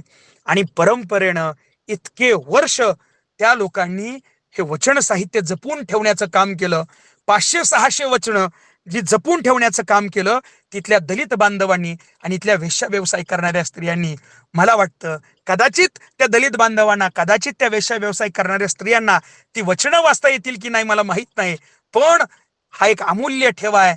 यानं कदाचित भविष्यात क्रांती होऊ शकेल आणि म्हणून हे जपून ठेवलं पाहिजे. म्हणून प्राणापलीकडं वंश परंपरेनं वचन साहित्य जपून ठेवण्याचं महत्वाचं काम या लोकांनी केलं. मी महत्वाचं काम म्हणजे सेमी मठामध्ये आणि त्या कादरुळीमध्ये आल्यानंतर मी त्या मातीला नमस्कार केला. कारण कधीतरी शरणांची पावलं या मातीला लागली असतीलच, प्रश्नच नाही. पण त्याही पेक्षा त्या माणसांची पावलं या मातीला लागली आहेत ज्या माणसांनी वचनं हृदयाला जपून, हृदयाजवळ करकटून बांधून ठेवलेली आहेत. आणि म्हणून मी त्या मातीला नतमस्तक केला, ती माती कपाळाला लावली. आणि तिथून आता माझा पुढचा प्रवास सुरू झाला होता. आणि तो प्रवास होता उळवी या गावाकडं. जाता जाता अनेक मंदिरं भेटली. चन्नबसवेश्वरांचं मंदिर मी धारवाडमध्ये पाहिलं, पण चन्नबसवेश्वरांचं मंदिर पाहिल्यानंतर मला एक जे जाणवलं ते खूप महत्वाचं आहे. चन्नबसवेश्वरांना धारवाडच्या मंदिरामध्ये कर्मकांडात बांधून ठेवलंय. हे जर तुम्हाला नीट समजून घ्यायचं असेल तर धारवाडला जा. धारवाडला गेल्यानंतर ते तुमच्या लक्षात येतं. तिथं मी तिथल्या कार्यालयाला विचारलं, अहो इथं कसं काय, हे मंदिर कसं काय बांधलं? तो म्हणाला, हे नंतर सांगतो हो, पण इथं जर तुम्हाला पूजा करायची असेल, यज्ञ करायचं असेल तर आमचे एवढे पैसे आहेत, एवढे पैसे द्या, यज्ञ करा, एवढे पैसे द्या, पूजा करा. मी म्हणालो, अरे बाबा, हा महात्मा साधा सोपा नव्हता. या महात्म्याने इतकी मोठी वैचारिक क्रांती केली आहे, त्याला तुम्ही कर्मकांडात बांधून ठेवता. मी त्याला उत्तर दिलं नाही. तिथून निघालो. तिथून निघाल्यानंतर पुढे एक महत्वाचा जो मठ लागतो, तो मठ म्हणजे त्या मठाच्या बाहेरच्या बाजूला बसवेश्वरांचं, त्याचबरोबर अक्कम्मा देवीच्या खूप सुंदर अशा मूर्ती आहेत. त्या मठामध्ये मी गेलो. त्या मठाच्या मठाधिपती एक स्त्री होत्या. आणि खर तर मला याचं खूप महत्वाचं कौतुक आहे. आजही वारकरी संप्रदायातल्या काही फडांवर महिलांना कीर्तन करू दिलं जात नाही. तो पुरुषीपणा, तो पुरुषी अहंकार, ज्ञान हे पुरुषांनीच सांगावं. अहंकार आजही इथल्या गावागावामध्ये म्हणजे वारकरी संप्रदायातल्या फडाफडांवरती जपून ठेवलेला मला दिसून येतो. पण महिलांना सुद्धा ज्ञान सांगण्याचा अधिकार आहे. हे ज्या बसवेश्वरांनी सांगितलं, त्याच बसवेश्वरांच्या वैचारिक वारसा जपून ठेवण्यासाठी ज्या ज्या महात्म्यांनी म्हणून कामं केली, त्यातला एक मठ हा मला धारवाडमध्ये दिसून आला, ज्याच्या मठाधिपती एक स्त्री होत्या. मी तिथल्याही मठाधिपतींना धन्यवाद दिले आणि मी आता उळवीकडं निघालो होतो. उळवीकडं जाताना जंगल लागतं, वळणाचा रस्ता आहे. वळणाचा रस्ता पार करत असताना, जंगल पार करत असताना आपल्याला असं वाटत राहतं की बाबा, ही माणसं किती मोठी होती, ज्या माणसांनी या जंगलातून प्रवेश केला. प्रसंगी डोक्यावरती वचन साहित्य घेतलंय. माग कदाचित बिजळांचं सैन्य येईल काय अशी भीती आहे. पण वैचारिक वारसा जपला पाहिजे. त्या काळात कदाचित पद असतील, वाघ असतील, सिंह असतील, ही सगळी माणसांवरती हल्ला करतील ही भीती असेल. पण ही सगळी भीती बाजूला सारत ही माणसं पुढे निघाली होती. वळणाचा रस्ता मी पार करत होतो. हा सगळा रस्ता पार करत असताना ज्या ज्या माणसांच्या, ज्या ज्या शरणांच्या समाधी मला लागत राहतील त्यांच्या समोर मी नतमस्तक होत होतो, पुढे निघत होतो. खर तर या सगळ्या प्रवासामध्ये एक जंगल पार करत करत साधारण धारवाडवरून 5 तासाचा गेल्यानंतर डाव्या बाजूला एक मोठी कमान लागते. त्या कमानीवरती चन्नबसवेश्वरांचं नाव असतं. मला प्रचंड मोठा आनंद होतो की आता आपण उळवी नावाच्या भूमीत पोहोचलोय, ज्या भूमीमध्ये वचन साहित्य जपून ठेवण्याचं काम केलंय, जिथं चन्नबसवेश्वर लिंगायक्य झालेत, अशी ती भूमी आहे. त्या भूमीमध्ये मी आता पोहोचलेलो होतो. त्या भूमीमध्ये मी पोहोचल्यानंतर पहिल्यांदा पुजाऱ्याला भेटलो. मी विचारलं, चन्नबसवेश्वर मला सांगा, वचन साहित्य कुठं जपून ठेवलंय मला सांगा, ते मला बघायचंय ते सांगा. ते म्हणाले, हे सगळं नंतर पूजा करायची ते का पूजा करायची का ते सांगा, यज्ञ करायचा का ते सांगा, एवढे एवढे पैसे लागतील. त्या माणसांना चन्नबसवेश्वरांच्या वैचारिकतेचं काही देणे घेणं नव्हतं. त्यांना स्वतःचं पोट जपण्याचं काम करायचं होतं. मला हे सगळं बघताना गाडगे बाबा आठवले. पंढरपूरच्या गाभाऱ्याच्या बाहेर विठ्ठलाच्या मूर्तीच्या बाहेर गाडगे बाबा बसायचे. वारकऱ्याला विचारायचे, का हो तुमचा देव कुठं राहते? वारकरी म्हणायचे, आमचा देव मंदिरात राहते. गाडगे बाबा विचारायचे, तुमचा देव काय घालते, काय नेसते? वारकरी म्हणायचे, आम्ही जे नेसवतो ते आमचा देव नेसते. गाडगे बाबा विचारायचे, तुमचा देव काय खाते? वारकरी म्हणायचे, आम्ही जे खाऊ घालू ते तो आमचा देव खाते. मग गाडगे म्हणायचे, बाबा हो, ज्या देवाला स्वतःचे कपडे स्वतःहून घालता येत नाहीत, ज्या देवाला स्वतःहून स्वतः खाता येत नाही, तो देव तो कसला? गाभाऱ्यात पुजाऱ्याचे पोट राहते, देव तो तुमच्या माझ्यात राहते. हे साधं तत्वज्ञान जे गाडगे बाबा नावाच्या माणसाला समजलेलं होतं, ते चन्नबसवेश्वरांच्या मंदिरात राहणाऱ्या किंवा पांडुरंगाच्या मंदिरात राहणाऱ्या पुजाऱ्यांना समजलेलं नव्हतं. कारण त्यांना देवाशी देणं घेणं पोट भरण्यापुरतंच मर्यादित होतं. मी मंदिराच्या बाहेर आलो. समाधी म्हणजे वारकऱ्यांची एक भूमिका असते, मंदिरात देवाच्या पाया नाही पडलं तरी चालेल, कळसाकडे बघावं आणि माघारी फिरावं. मी तसा माघारी फिरत होतो. त्या चन्नबसवेश्वरांच्या मंदिराच्या बाहेर आल्यानंतर डाव्या बाजूला हे सगळे शरण मला असं जाणवत होतं की कदाचित ते जंगलाकडे पळत जात असावेत. कारण तिथून जंगल साधारण 5 किलोमीटरचं अंतर होतं. पावसाचे दिवस होते, त्यामुळे मला तिथं जाता येत नव्हतं. त्या गुहेमध्ये जिथं वचन साहित्य ठेवलंय, तिथल्या माणसानं मला सांगितलं, आता शक्य नाही, तुम्ही जाऊ पद्धतीने पाणी काल पाऊस पडलेला आहे, तुम्हाला जाता येणार नाही. जायचं असेल तर एप्रिल महिन्यात या, तुम्ही जाऊ शकाल. मी तिथंच उभा होतो. उजव्या बाजूला अक्कंबादेवीचं मंदिर होतं. माझ्या पाठीमागं खूप मोठी कमान चन्नबसवेश्वरांची होती. माझ्या पाठीमागे चन्नबसवेश्वर आहेत, उजव्या बाजूला अक्कंबादेवी आहे. मी रस्त्याकडे बघून उभा होतो. सगळी माणसं, सगळे शरण आता त्या जंगलाकडे धावत जात आहेत की काय असं वाटत होतं. कोणाच्या डोक्यावरती वचन साहित्य होतं, मागं बिज्जळाचे सैन्य लागलं होतं, हातामध्ये कदाचित त्यांच्या तलवारी असतील. हे सगळं बिज्जळाचे सैन्य असत्याच्या बाजूने झुकलेलं आहे मला दिसत होतं.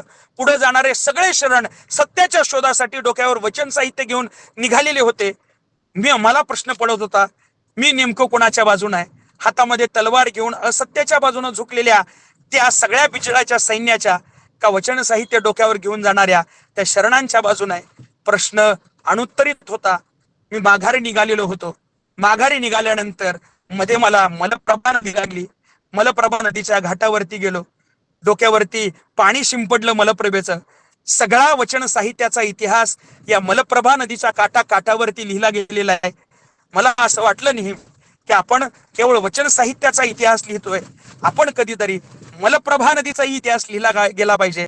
कारण सगळं वचन साहित्य हे मलप्रभा नदीच्या काठावरती आहे. आणि मग पुढं वाटतं की कधीतरी या मलप्रभा नदीचा आणि पंढरपूरहून येणाऱ्या चंद्रभागा नदीचा कधीतरी संगम झाला पाहिजे. या दोन नद्यांचा संगम जितका महत्वाचा आहे, तितकाच महत्वाचा संगम हा वचन साहित्याचा आणि वारकरी संत साहित्याचा आहे. या दोन साहित्याचा जर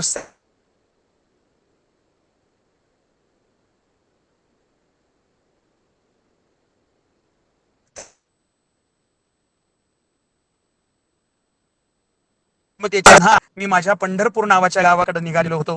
हा सगळा प्रवास मला करता आला तो रिंगण अंकामुळं. हा सगळा प्रवास ह्या सगळ्या लोकांना मला शोधता आलं ते रिंगण यामुळं. त्यामुळे रिंगणचे संपादक सचिन दादा परब यांना मनापासून मी तिथंच धन्यवाद दिले होते. मनातल्या मनात चन्नबसवेश्वरांना, बसवेश्वरांना, अक्कमादेवीला, अल्लम प्रभूला थँक्यू म्हटलं होतं आणि माझ्या घरात पोहोचलेलो होतो. असा हा सगळा प्रवास मला तुमच्या समोर मांडता आला. ज्यांनी मला ही संधी दिली त्या सगळ्यांचे मी मनापासून धन्यवाद व्यक्त करतो आणि थांबतो. धन्यवाद. धन्यवाद सर. अतिशय उत्तम तुम्ही रीतीने आम्हाला म्हणजे बसव कल्याणपासून ओळीपर्यंत तुमचा जो अनुभव आहे, तो अनुभव इतक्या सुंदर शब्दामध्ये तुम्ही मांडला, जसा लेखात लिहिला आहे. तुमच्या बरोबर आम्ही कडकोळला गेलो, मुरगोडला गेलो, केम्पनहरी जिथं रक्ताचं लाल रक्त आंघोळी केल्यात, किंवा MK हुबळी पासून ओळीपर्यंतचा तो प्रसंग सर्व डोळ्यासमोर आला आणि अतिशय उत्तम, खूप छान. धन्यवाद. धन्यवाद. खूप मनापासून धन्यवाद. पुढे आजचे व्याख्याते शरण स्वामीराज भिसे यांनी बसव कल्याण ते ओळीपंचा शरणांचा जीवघेणा प्रवास वचनांचे रक्षण करण्यासाठी त्यांनी केलेला अटीतटीचा प्रयत्न, हे सर्व आजचे व्याख्याते स्वामीलाल भिसे यांच्या निवेदनातून अनुभवास आले. हा सर्व प्रवास भिसे सरांनी पुस्तक लिहून अजरामर करावे ही माझी विनंती आहे. आता मी शरण शशिकांत पट्टण यांना मार्गदर्शन करावे अशी विनंती करते. शरण शशिकांत पट्टण.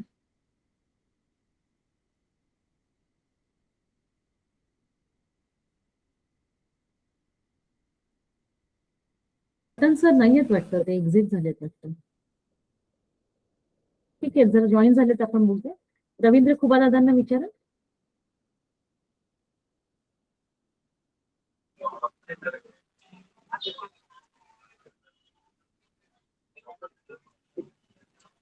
दादा आवाज नाही येते. हा ताई, हा ताई. शरण स्वामीराज भिसे सर, आपलं खूप खूप धन्यवाद. असं वाटत होतं आम्ही सुद्धा आपल्या बरोबर प्रवास करतोय का काय, अशी भावना झाली होती. कारण आपण जे स्टेप बाय स्टेप प्रत्येक ठिकाणी जाऊन तिथलं सर्व माहिती सांगून तिथलं जे पूर्ण आम्हाला ज्ञान दिलं त्याबद्दल तुमचं खूप खूप धन्यवाद. कारण महात्मा बसवण्णांचं वचन आणि वचन साहित्यामध्ये एवढी ताकद आहे की त्याचं ज्ञान जर आपल्याला झालं तर आपल्याला, जसं संत तुकाराम असतील, गाडगेबाबा महाराज असतील, जे पुरोगामी विचाराचे संत आहेत, ते सर्वांचं आणि त्यांच्यावर झालेला प्रभाव महात्मा बसवण्णांच्या वचनाचं हे बहुतेक खूप वचनामध्ये तुम्हाला आम्हाला साम्यता दिसून येते. तर आज आपण जे उळवीपर्यंतचा जो प्रवास केला तो वचन साहित्याचा प्रवास. त्यासाठी मी एक वचन तुम्हाला सांगतो. महात्मा बसवण्णांनी ते वचन लिहिलेलं आहे. ते म्हणतात, ते कन्नडमध्ये असं आहे, नाऊ बंद कार्यಕ್ಕೆ ನೀವು ಬಂದಿರಯ್ಯ, ನೀವು ಬಂದ ಕಾರ್ಯಕ್ಕೆ ನಾವು ಬಂದೆವಯ್ಯ, ನಾವು ನೀವು ಬಂದ ಕಾರ್ಯಕ್ಕೆ ಪ್ರಭುದೇವರು ಬಂದರು, ಕಲ್ಯಾಣವೆಂಬುದು ಪ್ರಣತೆ ಆಯಿತು, ನಾನು ತೈಲ ಆದೆನು, ನೀವು ಬತ್ತಿ ಆದಿರಿ, ಪ್ರಭುದೇವರು ಜ್ಯೋತಿ ಆದರು. त्याच्यानंतर ते शेवटी म्हणतात, पणते ಒಡೆದಿತ್ತು तैल ಚೆಲ್ಲಿತ್ತು, ಕೂಡಲ संगम देवन मन नोंदितय्या. म्हणजे हे जेव्हा कल्याण क्रांती होती त्यावेळेस त्यांनी हे लिहिलेलं वचन असावं, असं प्रत्येकाला या वचनावरनं जाणवतं. ते म्हणतात, मी आलेल्या कार्याला तुम्ही आला आहात, तुम्ही आलेल्या कार्याला मी आलो आहे, आणि मी आणि तुम्ही आलेल्या कार्याला प्रभुदेवर आलेले आहेत, आणि कल्याण नावाचं जे आहे ते पूर्ण पणती झालेलं आहे, आणि त्यामध्ये मी तेल झालो आहे आणि तुम्ही वात झाला आहात, आणि प्रभुदेवरू प्रकाश झाले आहेत. हे सर्व काही एकदम व्यवस्थित चालत असताना जेव्हा ते कल्याणमाचं आणि शिलवंत त्यांचं लग्न होतं, त्याच्यानंतर जी कल्याण क्रांती घडते त्यावेळेस ते म्हणतात की पणती जी होती, जी व्यवस्थित चाललं होतं सगळं काही, ती पणती फुटली, त्यातलं तेल सांडलं आणि ती वात विझली, आणि आमच्या कूडल संगम देवाचं जे मन आहे ते मन दुःखी झालं, असं त्यांनी त्या वचनात सांगितलेलं आहे. म्हणजे एकूणच सर्व जी क्रांती घडली त्या क्रांतीला अनुसरून त्यांनी हे वचन लिहिलेलं आहे. आणि तुम्ही जे मगाशी अजून एक सांगितलं की गाडगेबाबा महाराज जे देवळात पांडुरंगाला प्रश्न, म्हणजे लोकांना प्रश्न विचारत होते, तेच अल्लम प्रभूंनी आपल्या एका वचनामध्ये सांगितलं. ते म्हणतात, मी देव नाही तर तू देव आहेस का? तू देव असशील तर एखादा तहानलेला आलेला आहे, भुकेलेला आलेला आहे, त्याला पाणी देऊ शकतो का, अन्न देऊ शकतो का? तर तो जो देव, दगडाचा देव जो आपण म्हणतो, तो काही देऊ शकत नाही. तर तू देव नाही, मी देव आहे, पहा गुहेश्वरा, असं अल्लम प्रभूंनी एकदम धीटपणे, कारण प्रत्येकामध्ये जी चैतन्य शक्ती आहे तिथं देव आहे. तुमचं दगड मातीमध्ये तुम्हाला देव सापडणार नाही. कारण जो काही आपण मदत करणार आहोत, कुणाला तरी काहीतरी देणार आहोत, ते माणसामध्ये देवत्व आहे, असं सर्व संतांनी आपल्या या वचनामध्ये, अभंगामध्ये भरपूर काही आपल्याला ज्ञान दिलेलं आहे. तसे संत तुकारामांचे असतील अभंग, ते सुद्धा काही अभंग जे आहेत ते महात्मा बसवण्णांच्या वचनामध्ये त्याचा उल्लेख आपल्याला पाहायला मिळतो. असं संतांचा आणि वारकरी संप्रदायाचा जो अनुभव, आणि आपण जो पूर्ण जो प्रवास सांगितला आता, म्हणजे स्टार्ट करून व्याख्यान जेव्हा स्टार्ट केलं आणि आपण ओळवीपर्यंत जर पोहोचवलात आम्हाला सर्वांना, असं वाटत होतं आम्ही सुद्धा आपण प्रवास करत करत येत आहात आणि आम्ही तुमच्या मागे बसलेलो आहे, आणि तुमचं ते सगळे विचार ऐकून एक एक एक एक गाव पुढे जात आहे, असा अनुभव आम्हाला तुमच्या व्याख्यानातून आला. खूप छान असं तुम्ही सर्व माहिती दिली आणि खूप अभ्यासपूर्वक आपण माहिती दिली. त्याबद्दल मी वचन अध्ययन बसवमंच मराठी व्याख्यानमाला आणि मी पर्सनली माझ्याकडनं आपल्याला खूप खूप धन्यवाद व्यक्त करतो सर. खूप छान, धन्यवाद. मनापासून धन्यवाद सर. धन्यवाद दादा. अभिषेक देशमाने सर बोलते. सर्वांना भक्तिपूर्वक शरणू शरणार्थी. विश्वगुरु महामानव महात्मा बसवांना बसवादी शरणांच्या पावन चरण कमलांना अनंत शरणू शरणार्थी. बसवण्णा आले कल्लिगे एके दिवशी चन्न बसवण्णा उर्वीमध्ये. प्रभू अक्का कर्दई द्वारी उरलेले सर्व प्रमथ आपल्या इष्टस्थळी. मी गुरांच्या पाठीमागे जाऊनी आडोशाला. या सर्वांचे दडणे ऐकून मी गोपती विश्वेश्वर लिंगामध्ये दडतो. तर बसवण्णांचे समकालीन शरण गुराखी रामण्णा जे गायी राखण्याचं कार्य करत होते त्यांनी हे वचन लिहिलेलं आहे. गेल्या मध्ये मी फक्त कल्याणची क्रांती कशामुळे झाली आणि ती कशा पद्धतीने झाली हे सांगितलेलं होतं. मात्र त्यानंतरचा जो काही इतिहास आहे अक्षरशः विस्तृत रिपोर्ट आज स्वामीराज भिसे सर यांनी आपल्या समोर ठेवलेला आहे. त्याबद्दल मी त्यांचे आभार व्यक्त करतो. तर या वचनामध्ये कल्याणची क्रांती झाल्यानंतर शरणांच्या कत्तली झाल्या, वचन साहित्य जाळलं गेलं आणि त्यानंतर शरण कशा अर्थाने आपापल्या निजस्थळी गेले हे या वचनामध्ये तुरुगाही रामण्णा गुराखी रामण्णा आपल्याला सांगतायत.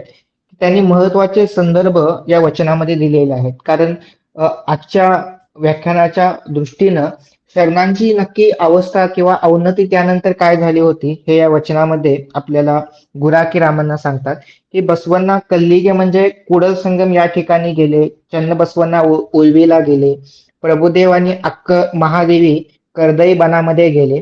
उरलेले सर्व प्रमथ ज्या ठिकाणाहून आले होते त्या ठिकाणी आपल्या निजस्थळी म्हणजे ज्या गावातून ते आले होते त्या गावी ते परत गेले. कधी तर कल्याणची क्रांती झाल्यानंतर सर्व शरण आपापल्या गावी परत गेले. मी गुरांच्या पाठीमागे जाऊनी आडोशाला सर्वांचे दडणे ऐकूनी गोपती विश्वेश्वर लिंगामध्ये दडतो. म्हणजे त्यांनी सांगितलं की या सर्व शरणांच्या जाण्यामुळे माझ्या मनाला इतकं दुःख झालं आहे की या गायींची राखण करता करता मी देखील त्या परमात्म्याच्या ठिकाणी लीन होतो. म्हणजे खऱ्या अर्थाने कल्याणच्या क्रांतीनंतर जी काही कल्याणची अवनती झाली होती यामुळे सर्व शरण देखील कल्याण सोडून गेलेले होते. म्हणजे बसवण्णांनी म्हटलं एका वचनामध्ये कल्याण इतकं समृद्ध होतं की त्यामध्ये भिक्षा मागणारं किंवा भीक मागणारं कोणीही नाही. त्या कल्याणची अक्षरशः बसवण्णांच्या नंतर अवनती झालेली आपल्याला दिसते. आज स्वामीराज भिसे सरांनी आपल्या समोर खूप विस्तृत पद्धतीने हा रिपोर्ट आज मांडलेला आहे. तर काही अभ्यासकांच्या मते शरणांनी 2 तुकड्या करून एक तुकडी सोलापूर मार्गे आणि दुसरी तुकडी सांगली कोल्हापूर मार्गे गेली असावी उळवीच्या दिशेला असं सांगितलेलं आहे. तर भीमराव पाटील सरांची जे काही उळवी पर्यटन मार्गदर्शक पुस्तिका आहे याच्यामध्ये आपल्याला तो नकाशा देखील पाहायला मिळतो आणि त्यांनी 2 रूट शरण उळवीला गेले ते आपल्याला त्या मॅपमध्ये सांगितलेले. आणि त्याचबरोबर काही महत्वाच्या पुस्तकांमध्ये जसं की शून्य संपादन वगैरे ग्रंथांमध्ये कल्याणच्या अवनतीचं वर्णन केलेलं आहे की कल्याणची प्रतिक्रांती झाली आणि त्यानंतर कशा पद्धतीनं शरणांची वाताहत झाली ते सांगितलेलं आहे. खऱ्या अर्थाने कर्नाटक आणि महाराष्ट्र या 2 राज्यांच्या सीमावर्ती भागामध्ये म्हणजे सांगली कोल्हापूर सोलापूर लातूर नांदेड उस्मानाबाद आणि कर्नाटकाचा उत्तर कन्नड भाग उत्तर कर्नाटकचा भाग जो आहे या भागामध्ये आजही शरणांची स्मृतीस्थळं आपल्याला मोठ्या प्रमाणात सापडतात. त्यांच्या बऱ्याच ठिकाणी आपल्याला त्यांच्या नावावरून लोकांची आडनावं नावं आपल्याला पाहायला मिळतात. म्हणजे हा खरं तर शरणांचा वारसा आजपर्यंत 900 वर्ष लिंगायतांनी जतन करून ठेवलेला आहे.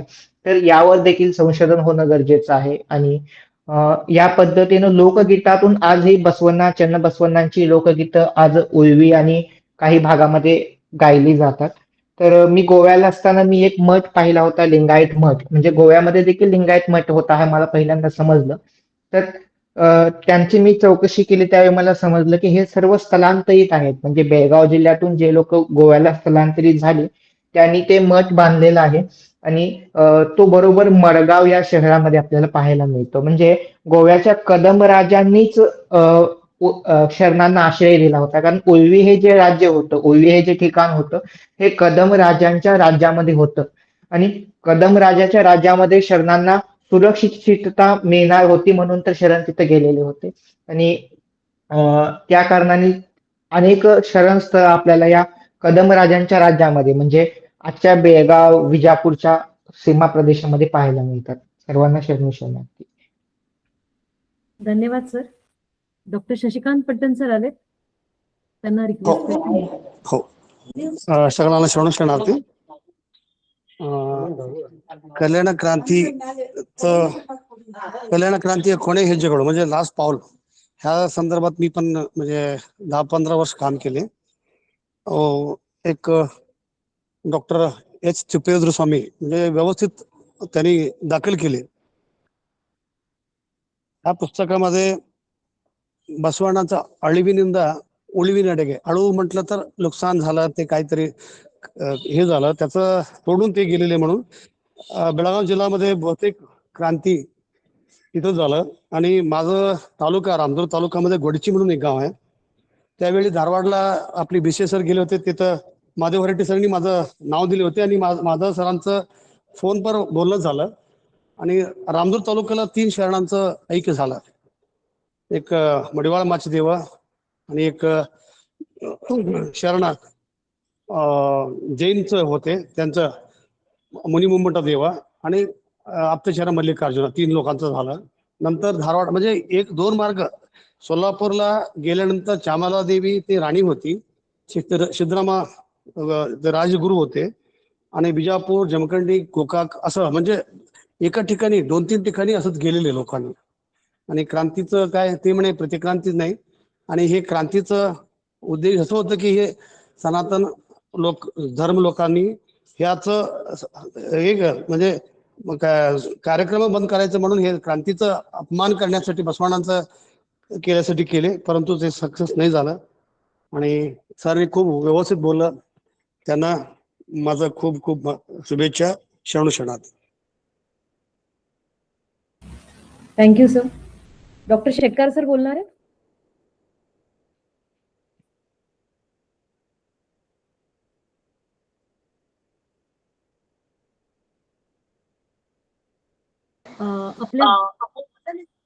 आपल्यापैकी कोणाला बोलायचं असेल तर हँड रेज करा किंवा अनम्यूट होऊन बोला.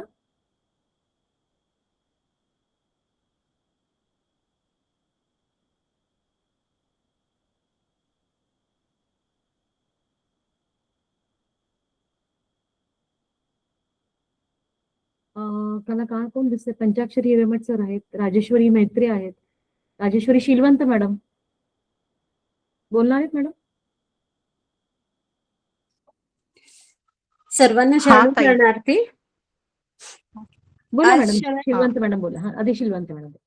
आज शरण स्वामीराज पिसे खूप सुंदर व्याख्यान दिले आणि जे कोणी बघितले नव्हते तसं बसव कल्याण, उळवी, कटकोळ, मुरगोड असे बरेच गाव प्रत्यक्ष त्यांनी दाखवले आपल्याला. खूप खूप धन्यवाद सर. आणि हे असं वेगवेगळ्या विषयांवर जे काही कार्यक्रम आयोजन करतात डॉक्टर जयश्री पट्टण मॅडम आणि डॉक्टर शशिकांत पट्टण सर यांना पण माझ्या मनापासून धन्यवाद. आणि हे कार्यक्रमात जे काही यशामागे हात जोडलेला आहे त्यांना पण, आणि मंचावर जोडलेले सर्वांना माझा धन्यवाद आणि सर्वांना परत शरणू शरणार्थी. धन्यवाद मॅडम. राजेश्वरी ताई बोला. म्हेत्रे मॅडम. हा ताई, खूप छान व्याख्यान, खूप छान सरांनी खूप माहिती खूप छान सांगितलं. अगदी त्या काळात गेलोय ते बघतोय आपल्या डोळ्यासमोर असं वाटत होतं. मी पहिल्यांदाच तुमच्या बरोबर जॉईन झाले. खूप छान, खूप सुंदर. धन्यवाद ताई. महिन्याच्या पहिल्या शनिवारी आमचा कार्यक्रम असतो. हीच लिंक असते, मी तुम्हाला ग्रुपवर टाकत जाईल. हो. मलशेट्टी दादा, संतोष मलशेट्टी दादा बोलणार आहे.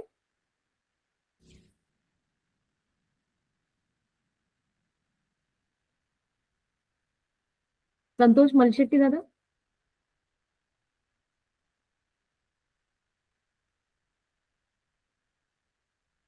शिवराज माली पाटील.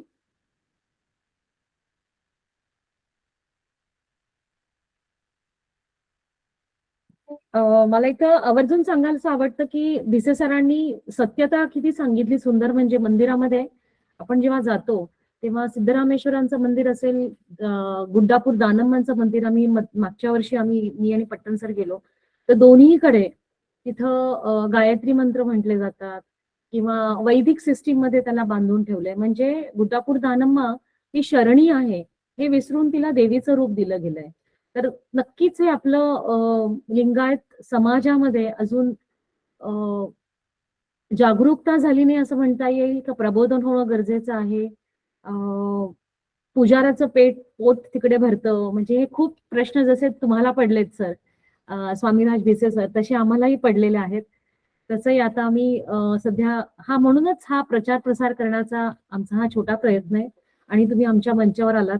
खरंच खूप उत्तमपणे प्रवास वर्णन ऐकलं. प्रत्येक गावाचं नाव कसं पडलं, पत्तार फॅमिलीमध्ये त्यांनी कशी ती कुऱ्हाड जपून ठेवली आहे, हे सुद्धा तुमच्या म्हणजे सूक्ष्म ते सूक्ष्म तुम्ही निरीक्षण केलं आणि ते सगळं लिहिलं. खूप खूप धन्यवाद सर. अजून कोणी बोलणार आहे?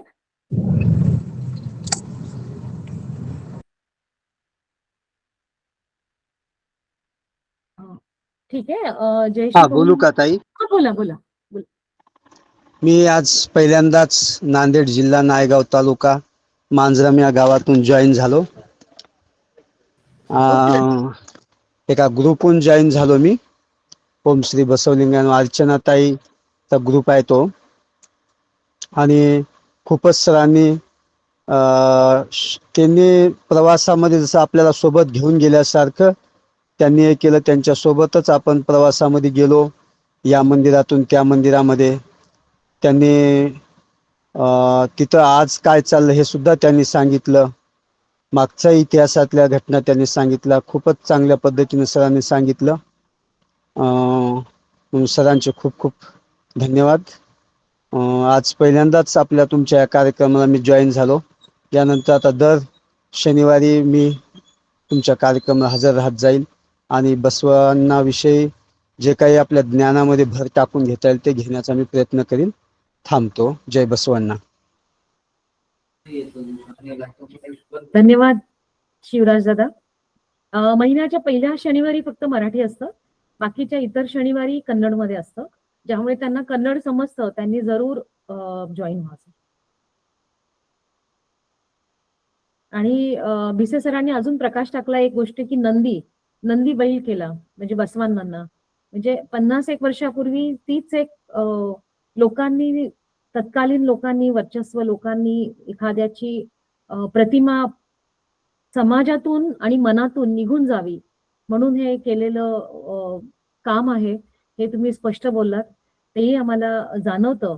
तर माझ्या सगळ्या लिंगायत बंधू भगिनींना आवाहन आहे की आपण सर्वांनी एकत्र येऊन आपल्या समाजामध्ये प्रबोधन घडणं, एकी असणं खूप गरजेचं आहे. धन्यवाद. जाऊया आता ताई, जयश्री ताई, जयश्री कोगनूर वहिनी, समारोपाकडे जाऊया.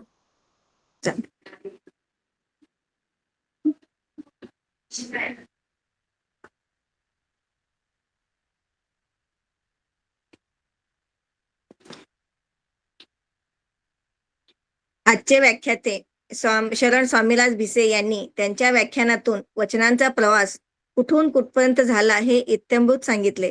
त्याबद्दल त्यांचे खूप खूप धन्यवाद व आभार. शरण विद्याका मगदूम यांनी शरण आदया यांचे वचन गायन केले. त्याबद्दल त्यांचे खूप धन्यवाद व आभार. शरण डॉक्टर जयश्री अंगडी पट्टण यांनी प्रस्तावना केली. त्याबद्दल त्यांचे आभार. शरण दैवशाला पाटील यांनी व्याख्यात्यांचा परिचय करून दिला. त्याबद्दल त्यांचे खूप खूप धन्यवाद व आभार. आणि हा कार्यक्रम बसव मंच मराठी व्याख्यानमाला हा कार्यक्रम Basava understanding and research centre Pune यांच्या वतीने आयोजित केला. त्याबद्दल त्यांचेही खूप खूप धन्यवाद व आभार. आणि सर्वात महत्वाचे आपण सर्व श्रोते आपले खूप खूप धन्यवाद व आभार. आजचा कार्यक्रम संपला असे मी जाहीर करते. शरणू शरणार्थी. शरणार्थी सर्वांना. शरणार्थी. शरणो शरणार्थी सर्वांना.